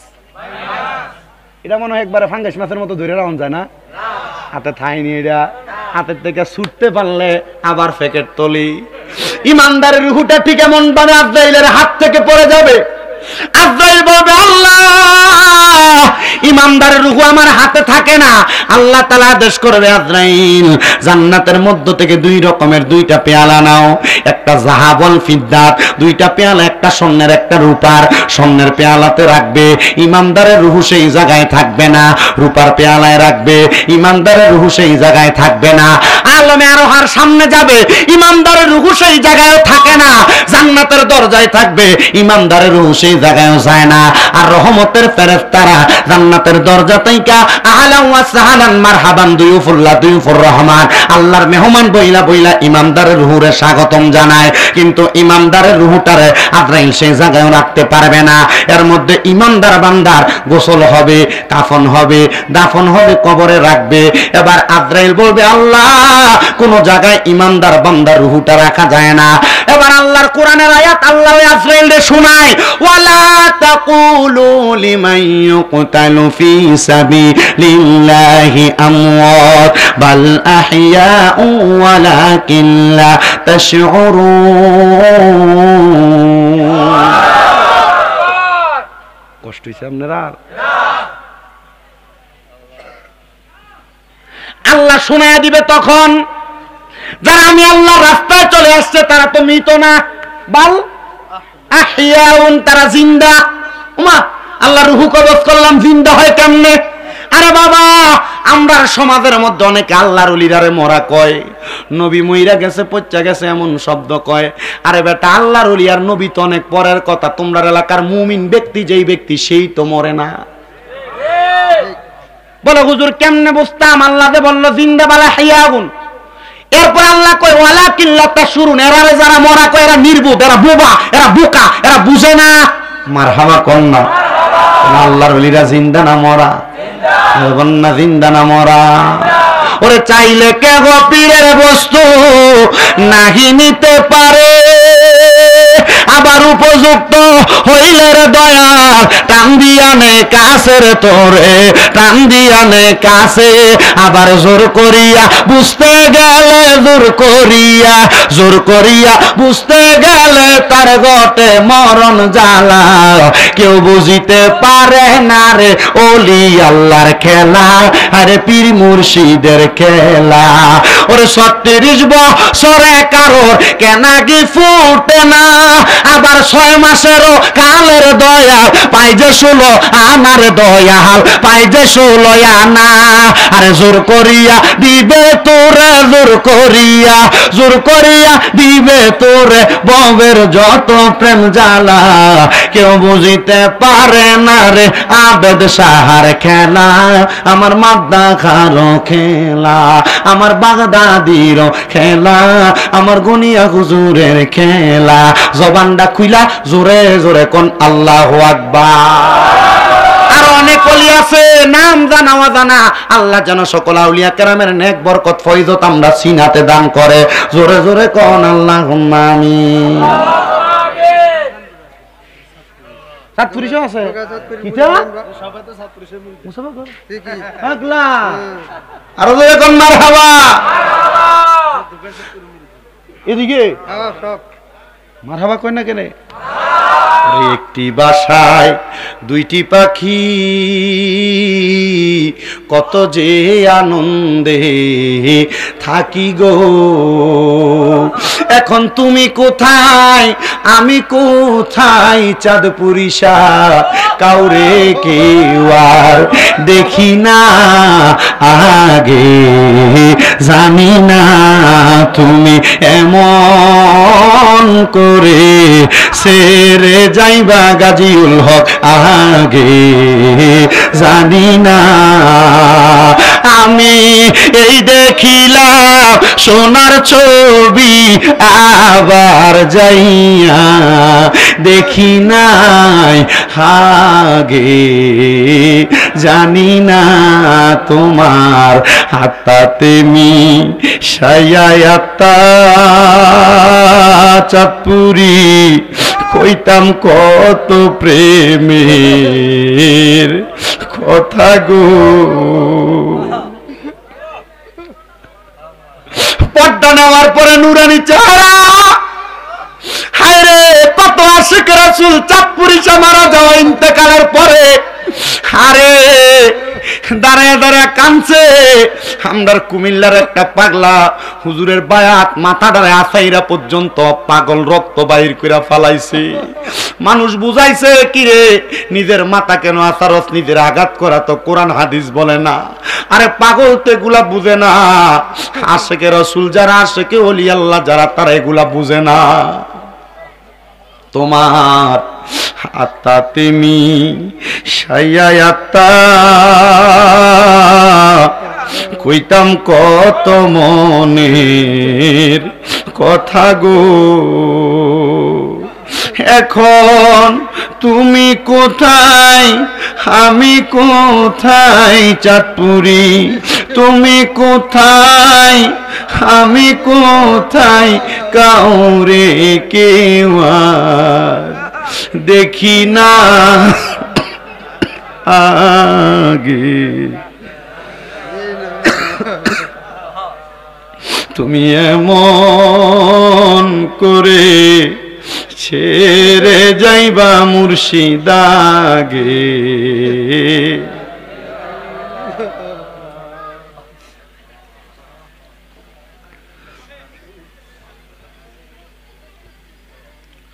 মুর্শিদের প্রেমের আগুন যার অন্তরে লাগছে রে, আল্লাহর ওলিদের সুহবত যার গায়ের মধ্যে লাগছে, ওই ব্যক্তিগুলা কখনো পথহারা হয় না। আর যদি পথহারা হয় মনে করবেন আল্লাহর ওলির দরবারে তার কোনো বেয়াদবি আছে। ওয়াজটা যে জায়গায় ছিলাম সেখান থেকে শেষ করে ওলিদের একটু কথা বলে আমি ইতি টানবো। মুমিন বান্দা ইন্তেকাল করছে, ইন্তেকাল করাটা কোনো স্বাভাবিক ইন্তেকাল নয়। মুমিন বান্দা ইন্তেকাল করার পরে মুমিন বান্দাটা রুহুটা কবজ করছে, বান্দা টের পায় নাই। ওই বান্দার রুহুটাকে ফিরিয়ে দেওয়া হবে কবরের মধ্যে। সুবহানাল্লাহ কন্যা। বান্দার রুহুটাকে যে ফিরিয়ে দিবে, ফিরিয়ে দেওয়ার পরে বান্দা কি মরা না জিন্দা?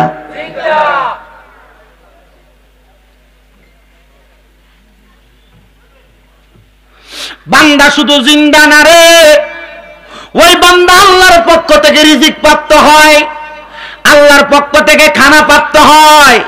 ওই মুমিন বান্দা কবরের মধ্যে আমার আল্লাহ তাআলার কুদরতি কদমের মধ্যে সিজদা দিতে থাকে, মুমিন বান্দা নামাজ আদায় করতে থাকে। মুমিন বান্দারে যখন আল্লাহ তাআলা দুনিয়ার জমিন থেকে কবরে যাওয়ার পরে তো সম্মান দিব। এবার আপনারা বলেন, আমাদের দেহ এবং রূহটারে আমরা মুমিনের দেহ এবং রূহ বানাইতে চাই কি চাই না?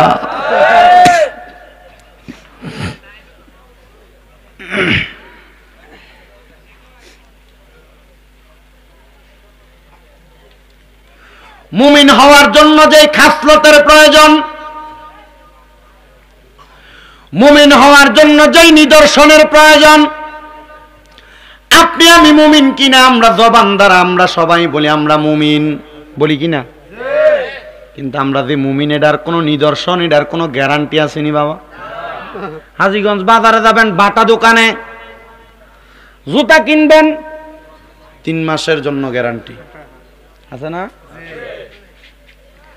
কিন্তু আপনি আমি কেমন মুমিন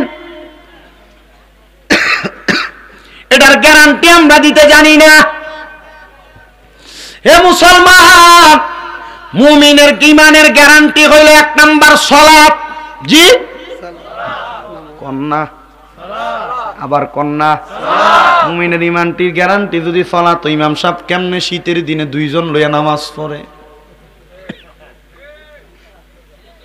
মুমিনের ঈমানের গ্যারান্টি যদি সালাত হয়, ইমাম সাহেব কেমনে একা মসজিদ পরিষ্কার করা লাগে? আল্লাহর দোহাই লাগে, যদি মুমিনের নিদর্শন পরিচয় দিতে চান, 1 নাম্বার আল্লাহ তাআলার ইবাদত সালাতের মধ্যে মনোযোগী হয়ে যান। সবাই জবান খুলে দুরূদ শরীফ পড়েন, আল্লাহুম্মা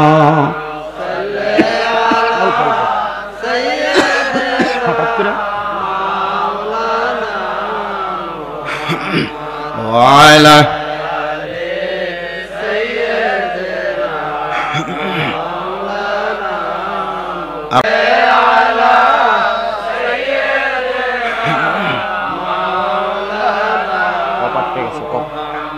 ওয়ালা আলি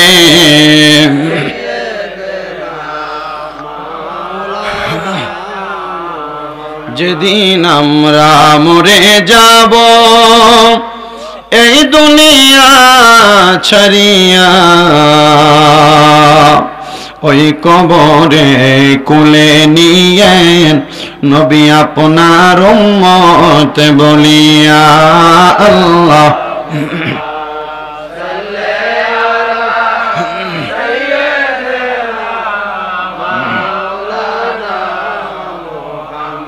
ওয়ালা আলি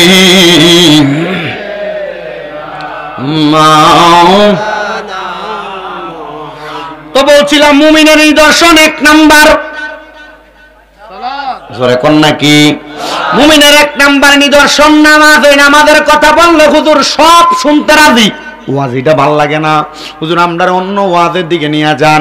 বাবা, মুমিনের 1 নাম্বার নিদর্শনের কথা বললাম, মুমিন কোনোদিন খারাপ দিকে কদম বাড়াবে না, হারামের দিকে কদম বাড়াইব না, খারাপ কাম মুমিনের কোনোদিন ভালো লাগবে না। শুনেন রে আমার দোয়া গন্ডার যুবক, ও মুরব্বী বাবাজিরা, ও পর্দার অন্তরালের মা, আমি আপনাদেরকে মুমিনের খাসিয়তের কথা বইলা দেই। এবার মুমিন কেমনে আল্লাহ তাআলাকে পাওয়ার জন্য চেষ্টা করে।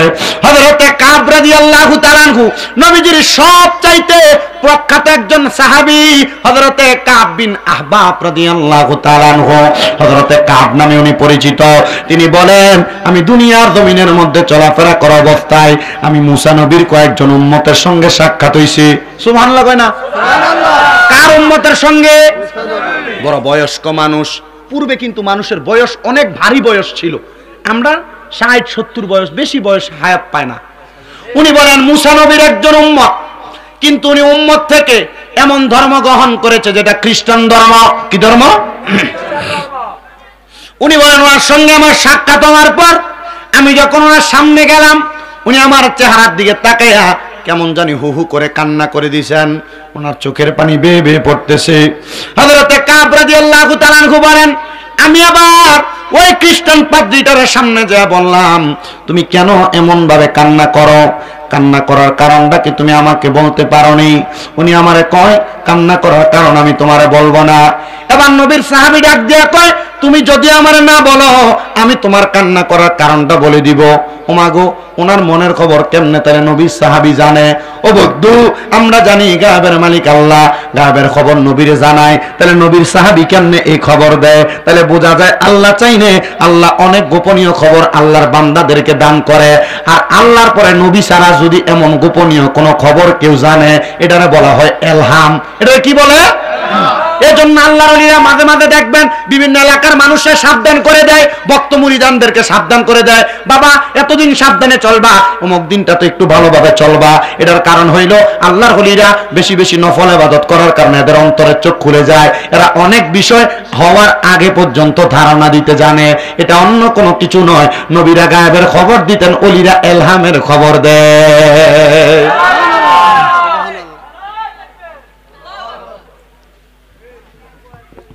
মোহাব্বত করে যদি দিতা তাকবীরটা, তাহলে সবাই তোমার তাকবীরে জবাব দিত। তুমি যে দুষ্টামি করে দিছ এটা সবাই বুঝা লাইছে। কারণ আমি তো ওয়াজের প্রথম থেকে আমরা খেয়াল করতেছি, সোনা বন্ধু।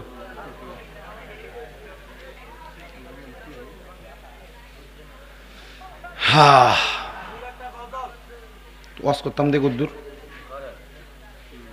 শেষ, আমার ওয়াজ শেষ, আমি বেশি ওয়াজ করি।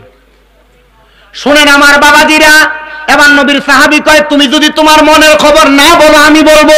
মারহাবা। তুমি না বললে আমি বলবো। তোমার কান্না করার কারণ হইল তিনটা। খ্রিস্টান পাদ্রী কম, আসলে তো সত্য কথা। কান্না করার কারণ কয়টা? এ নবীর সাহাবী বলো এক নাম্বার কারণ কি? বলে এক নাম্বার কারণ হইল তুমি কান্না করতেছো, তুমি তাওরাত কিতাবের মধ্যে দেখছো, তাওরাত কিতাবে লেখা আছে এমন অনেক মানুষ থাকবে যারা দুনিয়ার জমিনের ভিতরে বেশি বেশি দান সৎকার করব এবং আল্লাহ তাআলারে অধিক পরিমাণ ভয় করব, তবুও তারা নিজেদের মাঝে সমঝোতা করে চলবে। এবার ওই মুসা নবী নাকি তাওরাত কিতাবে আল্লাহর কাছে দোয়া করছে, আল্লাহ ওই মানুষগুলারে আমি মুসা নবীর উম্মত বানান। আল্লাহ কয় না না না, এরা আখিরি নবীর উম্মত, মুহাম্মাদুর রাসূলুল্লাহ সাল্লাল্লাহু আলাইহি ওয়াসাল্লামের উম্মত। জবান খুলে জোরে জোরে বলেন সুবহানাল্লাহ।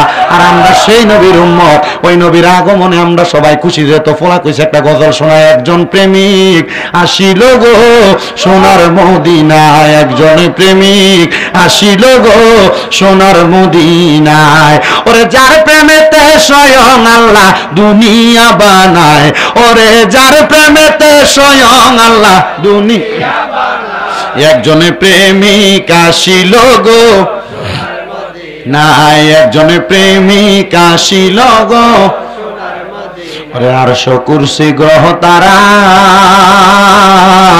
আরে জাগার প্রেমে পাগল পারা কন্যা, আরশ কুরসি গ্রহ তারা, আর যার প্রেমেতে পাগল পারা। হায়রে সেই নবীজি শুয়া কান্দে সোনার মদিনায়, হায়রে সেই নবীজি সোনার মদিনায়, একজন প্রেমিক আসিল গো নাই, একজন প্রেমিক আসিল গো রে জিন ইনসানার ফেরেশতারা, ওরে যারে দেখতে পাগল পারা কন্যা, জিন ইনসানার ফেরেশতা, ওরে যারে দেখতে পাগল পারা। হায়রে সেই নবীজি কান্দেন শুয়ে সোনার মদিনায়, হায়রে সেই নবীজি সোনার মদিনায়, একজন প্রেমিক আসিল গো সোনার মদিনায়, একজন প্রেমিক আসিল গো সোনার মদিনায়। আরে যার প্রেমেতে স্বয়ং আল্লাহ দুনিয়া বানায়, আরে যার প্রেমেতে দুনিয়া বানায়, একজন প্রেমিক আসিল গো সোনার মদিনায়। এবার মুসা নবী আল্লাহর কাছে দোয়া করে, আল্লাহ গো ওই দুই প্রকারের মানুষরা আমার উম্মত বানান। আল্লাহ কয় না মুসা, এদেরকে আমি আখিরি নবীর উম্মত বানাইবো। আমরার কথা কইছে রে বাবা, আমরা ওই নবীর উম্মত। এবার ওই খ্রিস্টান পাদ্রী কয়, ও নবীর সাহাবী কাব বিন আহবাব, তোমার কাছে জানতে চাই, এবার তুমি বলো না 2 নাম্বার কারণ কি? বলে 2 নাম্বার কারণ হইল দুনিয়ার মানুষ এমন কিছু প্রজাতির থাকবে যারা দুনিয়ার শত ব্যস্ততা থাকলেও যখন তাদেরকে হাইয়া আলাস সালাহ বলে মসজিদের দিকে ডাকা হবে, তারা আমার আল্লাহকে পাওয়ার জন্য তারা মসজিদের দিকে দৌড়ায়া যাবে। এবার মুসা নবী আল্লাহর কাছে দোয়া করছে, আল্লাহ ওই ব্যক্তিগুলারে আমি মুসা নবীর উম্মত বানাও। আল্লাহ কয় এই মুসা নবীর উম্মত হবে না, এরা আখিরি নবীর উম্মত হবে, মুহাম্মদুর রাসূলুল্লাহর উম্মত হবে। 2টা কারণ বলল। এবার কাব বিন জুহাইর কয় 3 নাম্বার কারণ হইল, শুনো শুনো 3 নাম্বার অন্য কোন কারণ না রে বান্দারা। 3 নাম্বার কারণ হইল এমন প্রজাতি মানুষে মানুষের মধ্যে মায়া মোহাব্বত থাকবে, যদিও তারা কাউকে ভালোবাসে তারা স্বয়ং আল্লাহর জন্য ভালোবাসবে, যদি কাউকে ঘৃণা করে আল্লাহর জন্য ঘৃণা করবে। এরা মা সন্তানের প্রতি, সন্তান বাবার প্রতি এমন মোহাব্বত থাকবে, এই মানুষগুলা দুনিয়াতে আসবে, এরা হবে ওই নবীর উম্মত। মুসা নবী তখনও আল্লাহর কাছে দোয়া করে, আল্লাহ এরারে আমি মুসার উম্মত বানায়া দেন। আল্লাহ কয় না না না, এরা আখিরি নবীর উম্মত হবে। ও বন্ধুরে, এবার কাব বিন আহবাব কয় এই 3টা কারণ হইল মৌলিক মূল কারণ, এই 3টা কারণ হইল যৌগিক কারণ, এই 3টা কারণ কোনো কিছু না। আমি আরেকটা জিনিস জানি, তুমি এই 3টা কারণের প্রতি আফসোস করে করে কান্দ। তুমি চিন্তা করতেছো ওই নবীরে যদি তুমি খ্রিস্টান পাদ্রী দেখতা, ওই নবীর হাতে হাতটা রাইখা মুসলমান হইয়া যাইতা, ওই নবীর হাতে হাত রাইখা মুসলমান হইতা। এ পাগল, আমি কাব বিন আহবাব তোরে বললাম, তুই যদি এই খ্রিস্টান পাদ্রী ওই নবীর সাক্ষাৎ পাইতে চাস, ওই নবীরে পাওয়ার জন্য তাড়াতাড়ি তুই তায়েফের ময়দানে চলে যা। আমার নবী 10 দিনের জন্য তায়েফের ময়দানে অবস্থান করেছে। মাত্র 2 মাস আগে ওই তায়েফের ময়দানটা আমি দেখে আসছি রে বাবা, তায়েফ এলাকাটা দেখে আসছি। ওই তায়েফ এলাকায় নবীর কদম মুবারক পড়ার কারণে, নবীজির চোখ মুবারকের পানি তায়েফের ময়দানে পাওয়ার কারণে, আমার নবীর দোয়ার কারণে আল্লাহ তায়েফটা এমন বরকতময় বানায় দিছে, পুরা আরব মরুভূমি। কিন্তু তায়েফের এলাকার মধ্যে দামি দামি ফল হয়, আনার হয়, আপেল হয়, আঙ্গুর হয়, অন্য কোনো কারণ না, নবীর কদম মোবারক ওই জায়গায় লাগার কারণে, নবীর দোয়ার বরকতের কারণে। এবার ওই খ্রিস্টান পাদ্রী, বন্ধু শুনো শুনো রে শুনো, ওই খ্রিস্টান পাদ্রী নবীর সন্ধান পাওয়ার জন্য চইলা গেছেন আল্লাহর হাবিবের সাক্ষাৎ লাভের আশায়। ওই জায়গার মধ্যে গেলেন, ওই জায়গায় যায় দেখলেন আমার নবী তায়েফ থেকে বিদায় হয়ে চলে আসছেন। খ্রিস্টান পাদ্রী বলে কত তালাশ করলাম মুহাম্মদুর রাসূলুল্লাহ সাল্লাল্লাহু আলাইহি ওয়াসাল্লাম আমি পাইলাম না, কিন্তু আমি খ্রিস্টান পাদ্রী তালাশ করতে থাকলাম। কাব বিন জুহাইর বলে আমি যখন তার দেখলাম সে মক্কাতে চলে আসছে, আমার নবীজি জন্মভূমির মায়ায় মায়ায় আমার নবী মদিনাতে চলে গেছেন, নবীজিকে তালাশ করার জন্য ওই পাদ্রী যখন রওনা করবে, রওনা করার আগের রাত্রে ওই খ্রিস্টান পাদ্রী মক্কাতে ইন্তেকাল করেছে। মক্কার মানুষ আমার নবীরে কষ্ট দিছে, মক্কার মানুষ আমার নবীর আঘাত করেছে, মক্কার মানুষ আমার নবীজির কলিজায় আঘাত দিছে, আমার নবী কষ্ট সহ্য করতে না পেরে মদিনায় চলে গেছে। খ্রিস্টান পাদ্রী বলে এই মক্কার মানুষ শতভাগা কপাল পোড়া হওয়ার কারণে আমার নবীজি হিজরত করে মদিনার মধ্যে চলে গেছে রে বাবারা। আর ওই মদিনা এমন বরকতওয়ালা, আল্লাহ তাআলা দোয়া করছে, আল্লাহ তাআলার কাছে নবী দোয়া করছে, আল্লাহ মক্কাতে কি বরকত দিবেন, আপনি মদিনাতে এর চাইতে আরো বেশি বরকত দান করেন। নবীর হাদিস পড়ে দেখলাম আমার নবী শিখিয়ে দেয় মক্কায় গেলে যে বরকত, মদিনায় গেলে তার চাইতে ডাবল বরকত, ডাবল।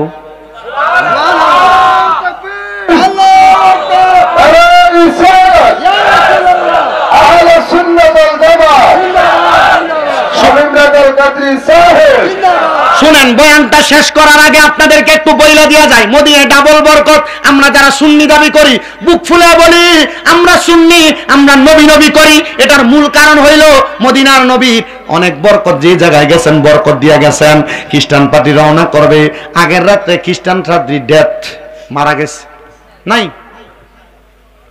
সবাই বলতেছে খ্রিস্টান পাদ্রী খ্রিস্টান ধর্ম মোতাবেক এ ব্যক্তির কাফন দাফন সব করো। মানুষ কয় এটারে কাফন দাফন করবে, আল্লাহর হাবিব মদিনার যাওয়ার পথে মদিনা আল্লাহর হাবিবের কাছে আবার খবর, ইয়া রাসূলুল্লাহ, ইয়া হাবিব আল্লাহ, নবী গো শুনে নেন, আপনার একটা পাগল আপনার কাছে ইসলাম ধর্ম গ্রহণ করবে, আপনার কাছে আসার চেষ্টা করেছে, পারে নাই। নবী গো, তার খ্রিস্টান মানুষটা তারে কাফন দাফন, তারে খ্রিস্টান ধর্ম মোতাবেক শেষ বিদায় দিচ্ছে। তো নবীজি সাল্লাল্লাহু আলাইহি সাল্লাম, তোরা শতান বেড়া, নবীজি সাল্লাল্লাহু চিন্তা করতে হুজুরে যে টিয়া দিমু এমনি দিতাম, হ্যাঁ ওয়াজ আগে একবারে সুদে আসলে শেষ করে এরপরে চাইরাম হুজুরে, ঠিক না? আচ্ছা ঠিক আছে, উসুল শেষ করে দিয়ে যাবো ইনশাল্লাহ। মদিনা নবী বলছে তারা তোমরা কাফন দাফন দিয়া তারা জানাজা পড়ে সুন্দর করে মুসলমানের ধর্ম মোতাবেক তারা দাফন করো। খ্রিস্টানরা কই এটা হইতেই পারে না, এত ইসলাম ধর্মের মানুষ না, এরা কেমনে এমনি দাফন করবে? তারা মানতেছে না। আহারে মুসলমান, এবার ওই ব্যক্তিরে খ্রিস্টীয় ধর্ম মোতাবেক যখন তাদের ধর্ম মোতাবেক মাটির নিচে শোয়া, খ্রিস্টানরা মারা গেলে ত্রিশূল লাগায়, ত্রিশূল দেখবেন মারা যাওয়ার পরে যখন এমন অবস্থা করলো, ওই মক্কার অধিবাসীর সুন্দর একটা এলাকার মধ্যে বসবাস করা জায়গার মধ্যে মানুষের কাছে ঘুমের ঘরে স্বপ্নে দেখে ওই দিন রাত্রবেলা ওই আল্লাহর বান্দা খ্রিস্টান হইতে পারে, বান্দাটারে তোমরা যেমন ভাবে মাটি দিছো, বান্দা কবরে ভালো নাই, তাড়াতাড়ি বান্দাটারে ইসলাম ধর্ম মোতাবেক তাড়াতাড়ি তারা কাফন দাফন করে মাটি দাও, জানাজা পড়ায় মাটি দাও। আরে বলো কি, তারা জানাজা পড়ায় মাটি দিব? সে খ্রিস্টান মানুষ বলে না না না, সেই যেই দিন মনে মনে এরাদা করছে মুহাম্মাদুর রাসূলুল্লাহ সাল্লাল্লাহু আলাইহি সাল্লামের হাতে হাত রেখে ইসলাম কবুল করবে, ওই ব্যক্তিটারে এই দিন থেকে আল্লাহ তাআলা মুসলমান হিসেবে কবুল করছে। এই জন্য তার কবরের মধ্যে কঠিন একটা অবস্থা তৈরি হয়েছে। তাড়াতাড়ি তোমরা তারা জানাজার নামাজ পড়াও, জানাজার নামাজ পড়ায় তারা দাফন করো। সুন্দর করে তারা যখন দাফন করা হইল, এলাকার সব মানুষগুলা ঘুমের ঘরে স্বপ্নের মধ্যে দেখতে পাইলেন আল্লাহর বান্দাটা ইন্তেকাল করার পরে যখন তারা জানাজা পড়ে দাফন করা হইল, আল্লাহর বান্দাটা অন্ধকার কবরের মধ্যে অন্ধকারে আর নাই, সুন্দর জান্নাতের ফুলের বাগিচার মধ্যে ঘোরাফেরা করতেছে। আল্লাহর হাবিবের কাছে হযরতে কাব বিন আহবাব বলেন, আমি জিজ্ঞাসা করলাম ইয়া রাসূলুল্লাহ, ইয়া হাবিবাল্লাহ, একজন খ্রিস্টান যদি এমন অবস্থা কইরা ইন্তেকাল করার পরে নাজাত পাওয়া যায়, যদি সে অন্তরে অন্তরে ঈমানের কালিমা পড়ার কারণে ইন্তেকাল করার পরে জান্নাত পাওয়া যায়, তাহলে বলেন না আমরা যারা দুনিয়ার জমিনে আপনার প্রতি ঈমান আনছি আমরা কেমন অবস্থা হবে? আল্লাহর নবী শিখিয়ে দেয় ওই মানুষগুলোর অবস্থা এমন হবে, শোনো, আমি নবীর সাথে একই জান্নাতের মধ্যে তারা থাকবে। আমরা নবীর সাথে জান্নাতে থাকতে চাই, আমরা নবীর সাথে জান্নাতে থাকতে চাই, আমরা নবীর সাথে জান্নাতে থাকতে চাই, কিন্তু আমরা অন্তরের মধ্যে নবীর প্রেম আছে, কিন্তু নবী যেই কাজগুলা করার কথা বলে গেছেন আমরা সেই কাজগুলা করি না। না রে মুসলমান না, অন্তরে যেমন নবীর প্রেম আছে, অন্তরের প্রেমটা দ্বারা তুমি কাজে পরিণত কইরা মানুষকে দেখাও, আর নচেত মুখে সুন্নি আমরা বললাম, কাজে পরিণত করলাম না, না না না হবে না। এজন্য আমরা সবাই অন্তরের কাজটা আমরা আমাদের বাস্তব জীবনে বাস্তবায়ন কইরা দেখানোর প্রয়োজন। কিন্তু আজকের মাহফিলে এমন অনেক সন্তান বসে গেছো, ওই কাফের মানুষটা, মুশরিক মানুষটা, খ্রিস্টান মানুষটা আল্লাহর হাবিবের প্রতি গোপনে গোপনে ঈমান আনার কারণে, যদি ঈমানের কালেমা পড়া মুসলমান হওয়ার কারণে যদি কবরের মধ্যে জান্নাত পাইতে পারে, আমরা অনেকের মা কবরে, বাবা কবরে, আল্লাহ কবরে মা বাপরে কেমন রাখছে আমরা বান্দারা জানি না। এ যুবক ভাইরা, এ মুরব্বী বাবারা, ওই মা বাবা কবরে কেমন আছে যদি জানতে চাও, 5 ওয়াক্ত নামাজের পাশাপাশি আমার আল্লাহ তাআলার কাছে একটা দোয়া করবা। ওই দোয়াটা যখন করবা সেই সময়টা অন্য কোনো সময় না, সুবহে সাদিকের আগে আল্লাহ তাআলা কোরআনুল কারীমে ওয়াজ করে শোনায়া দেয়, ওয়া মিনাল লাইলি ফাতাহাজ্জাদ বিহি নাফিলাতাল লাকা আসা আইয়াবআসাকা রাব্বুকা মাকামান মাহমুদা। জবান খুলে জোরে পড়েন আল্লাহু আকবার।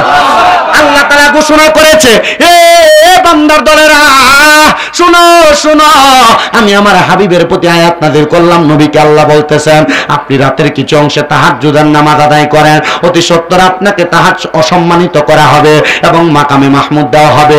এই আয়াত যখন আমার নবীর উপর নাযিল হয়, আমার নবী আল্লাহর কাছে দোয়া করে, আল্লাহ ও আল্লাহ আমার মাকামে মাহমুদ দিবেন, আমার উম্মত যদি তাহাজ্জুদের নামাজ পড়ে, আপনি আল্লাহ আমার উম্মতরে কি দান করবেন?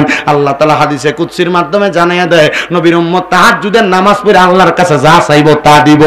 আপনার মা কবরে বাবা কবরে কেমন আছে আপনি জানেন না, তাহাজ্জুদের নামাজ পড়া পড়া আল্লাহর কাছে দোয়া করবেন, আল্লাহ আমার মা কবরে কেমন আছে, বাবা কবরে কেমন আছে আমি দেখতে চাই। দেখবেন আমার আল্লাহ তাআলা আপনার মা বাবার কবরের খবর জানাইয়া দিবে। ওরে 3.5 হাত গর্তে ফেলে কেমন করে আইলা চলে, তোমার বাড়ি আইতে দেরি হইলে যে মা ঘুমাইতো না, ওই কবর দেশে মায়ের পাশে একটু রইলি না রে, কবর দেশের খবর লইলি না।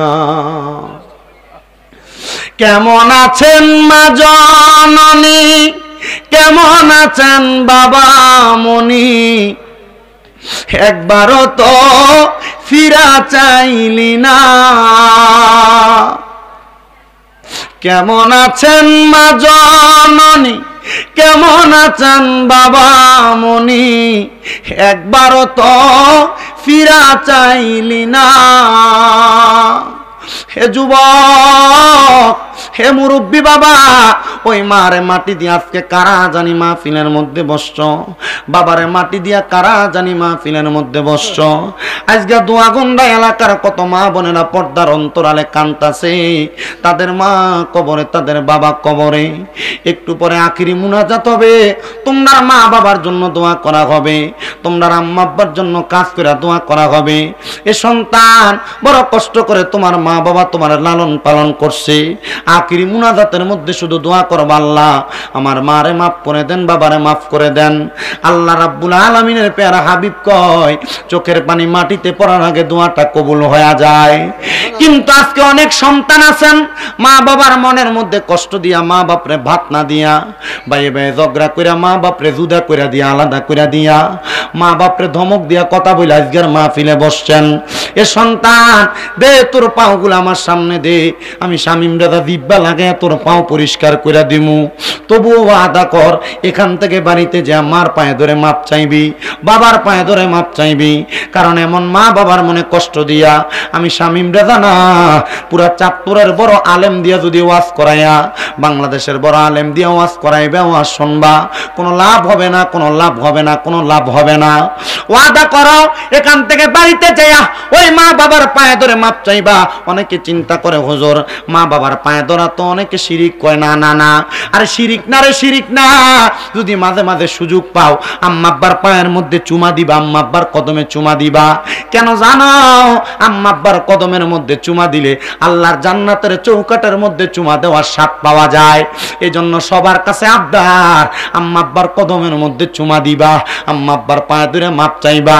অনেক করে চিন্তা করে হুজুর দুই ঈদে মা বাবার পায়ে ধরে সালামি করি না, আম্মা আব্বার কদমের মধ্যে চুমা দিলে সন্তানের দাম কমে না, আম্মা আব্বার পায়ে ধরলে সন্তানের দাম কমে না। আমি শামিম রাজা কুমিল্লা আলিয়া মাদ্রাসায় কামেল প্রথম বর্ষে পড়ালেখা করি, কুমিল্লা ইউনিভার্সিটির বাংলায় অনার্স ফাইনাল ইয়ারে পড়ালেখা করি। আল্লাহর কসম আমি আমার শিক্ষাগত যোগ্যতা দিয়ে ওয়াজ করি না। যখন আমি মাদ্রাসায় ক্লাস 4 এর মধ্যে পড়ি, কুমিল্লা হাউজিং স্টেটের বড় মাঠের মধ্যে ওয়াজ হইছে, একজন আলেম ওয়াজ করছিল। ওয়াজ করার পরে আমি শুনছি ওই আলেম কইছে আম্মা আব্বার কদমে চুমা দিলে, আম্মা আব্বার কদমের কাছে নত হইলে আল্লাহ তাআলা সমস্ত পৃথিবীর কাছে তারে বড় বানায়া দেয়। আমি আমার এলেমের জোরে সমাজের মানুষের কাছে পরিচিত না, আম্মা আব্বার দোয়ার বরকতে ওই মাহফিল শেষ করে বাড়িতে আইসা আমরার বাতার বেড়ার ঘর, ওই ঘরে আমার মা বাপ শোয়া, ঘুমন্ত মা বাবার পায়ের মধ্যে চুমা দিছি। এখনো মাঝে মাঝে সুযোগ পাইলে আমি আমার আব্বা আম্মার পায়ে চুমা দেই।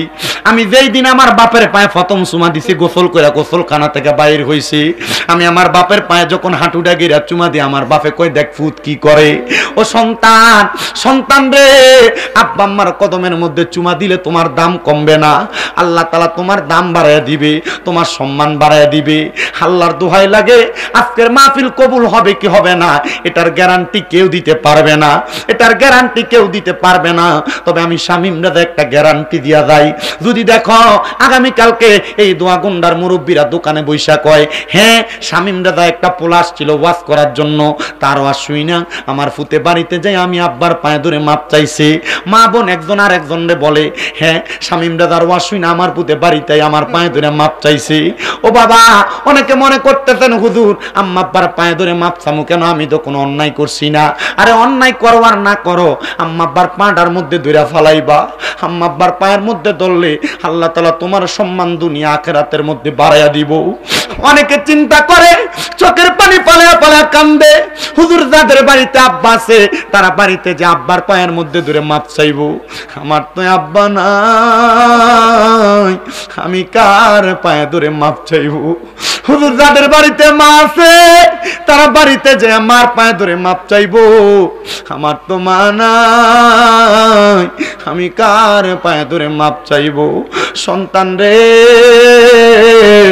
মা পান্তা ভাত গুলা খাইতো না, মা রাইকা দিত আমার পুতে রৌদ্র দিয়ে আইলে পুত্রা পান্তা ভাত খাইলে পেটটা ঠান্ডা হইব। আজকে ওই মা অন্ধকার কবরে বাড়িতে আইতে দেরি হইলে মা বাপরে রাত্রে বারবার বলতো দেখেন না গায়া পুত্রা নিয়ে আইয়ে, মা ঘুমাইতো না। আজকে কে জানি মা ফিলে বসতো এমন মা অন্ধকার কবরে। মা গো তোমার মত লয় না কেহ আমায় বুকে টানি, আদর করে মুছে না কেউ মা, আদর করে মুছে না কেউ আমার চোখের পানি। হায়রে মা জননী আমার, হায়রে মা জননী। এ সন্তানের দল কার জানি এমন মা কবরে, কার জানি এমন আব্বা জান অন্ধকার কবরে। তোমার আব্বা জানের জুতার তলা ক্ষয় হইতে হইতে পায়ের গোড়ালিটা মাটিতে লাগতো, নতুন জুতা কিনতো না। ঈদের নামাজ পড়তে দোয়া গুন্ডার ঈদগাতে আসছে, পুরান জামা কাপড় পরা পুরান পাঞ্জাবিটারে দুই আব্বা ঈদের নামাজ পড়তে আসছে, কিন্তু তুমি সন্তানরে নতুন জামা কাপড় কিনা দিছে। আজগা তোমার আব্বারে যদি ঈদের দিনে জিজ্ঞাসা করতে আব্বা আপনি যদি নতুন জামা কাপড় পরেন না, আব্বা উত্তর দিত আমার কি আর এখন ঈদের বয়স আসেনি? আব্বা কইতো না অভাব টাকা নাই। আজকে তুমি সন্তানের কাছে হাজার হাজার টাকা, ব্যাংকের মধ্যে লাখ লাখ টাকা, কিন্তু আব্বারে 500 টাকা দিয়ে কিনে একটা কাপড় পরাইতে পারো না, আব্বার একটা লুঙ্গি পরাইতে পারো না।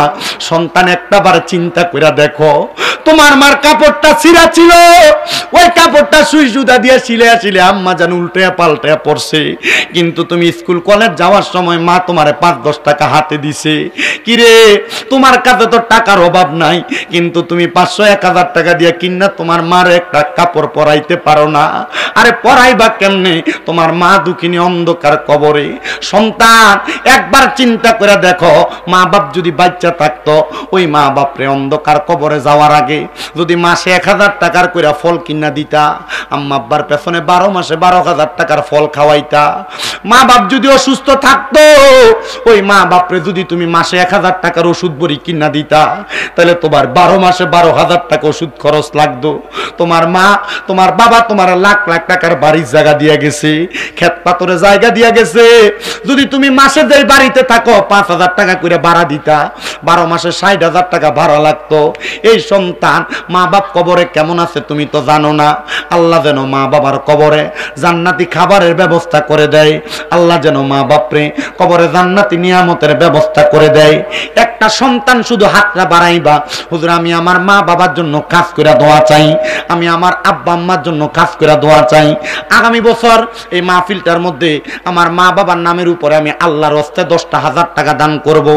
একজন সন্তান যদি হাত তোলো, তোমার জন্য কাজ করে দোয়া করা হবে। আগামী বছর 10,000 টাকা দান করার মতো একজন যদি থাকেন, আপনার জন্য কাজ করে দোয়া করা হবে। আপনারা তাবারুকের ব্যবস্থা করেন শর্টকাট। একজন মানুষ হাত বাড়াইবেন, হুজুর আমার মা নাই, আমার আব্বা নাই, আমার টাকা পয়সা ধন দৌলত, আমি যদি আমার মা বাবার পেছনে মাসে 1000 করে খরচ করতাম, 12 মাসে 12,000 টাকা লাগতো। কেউ আছেন নাকি?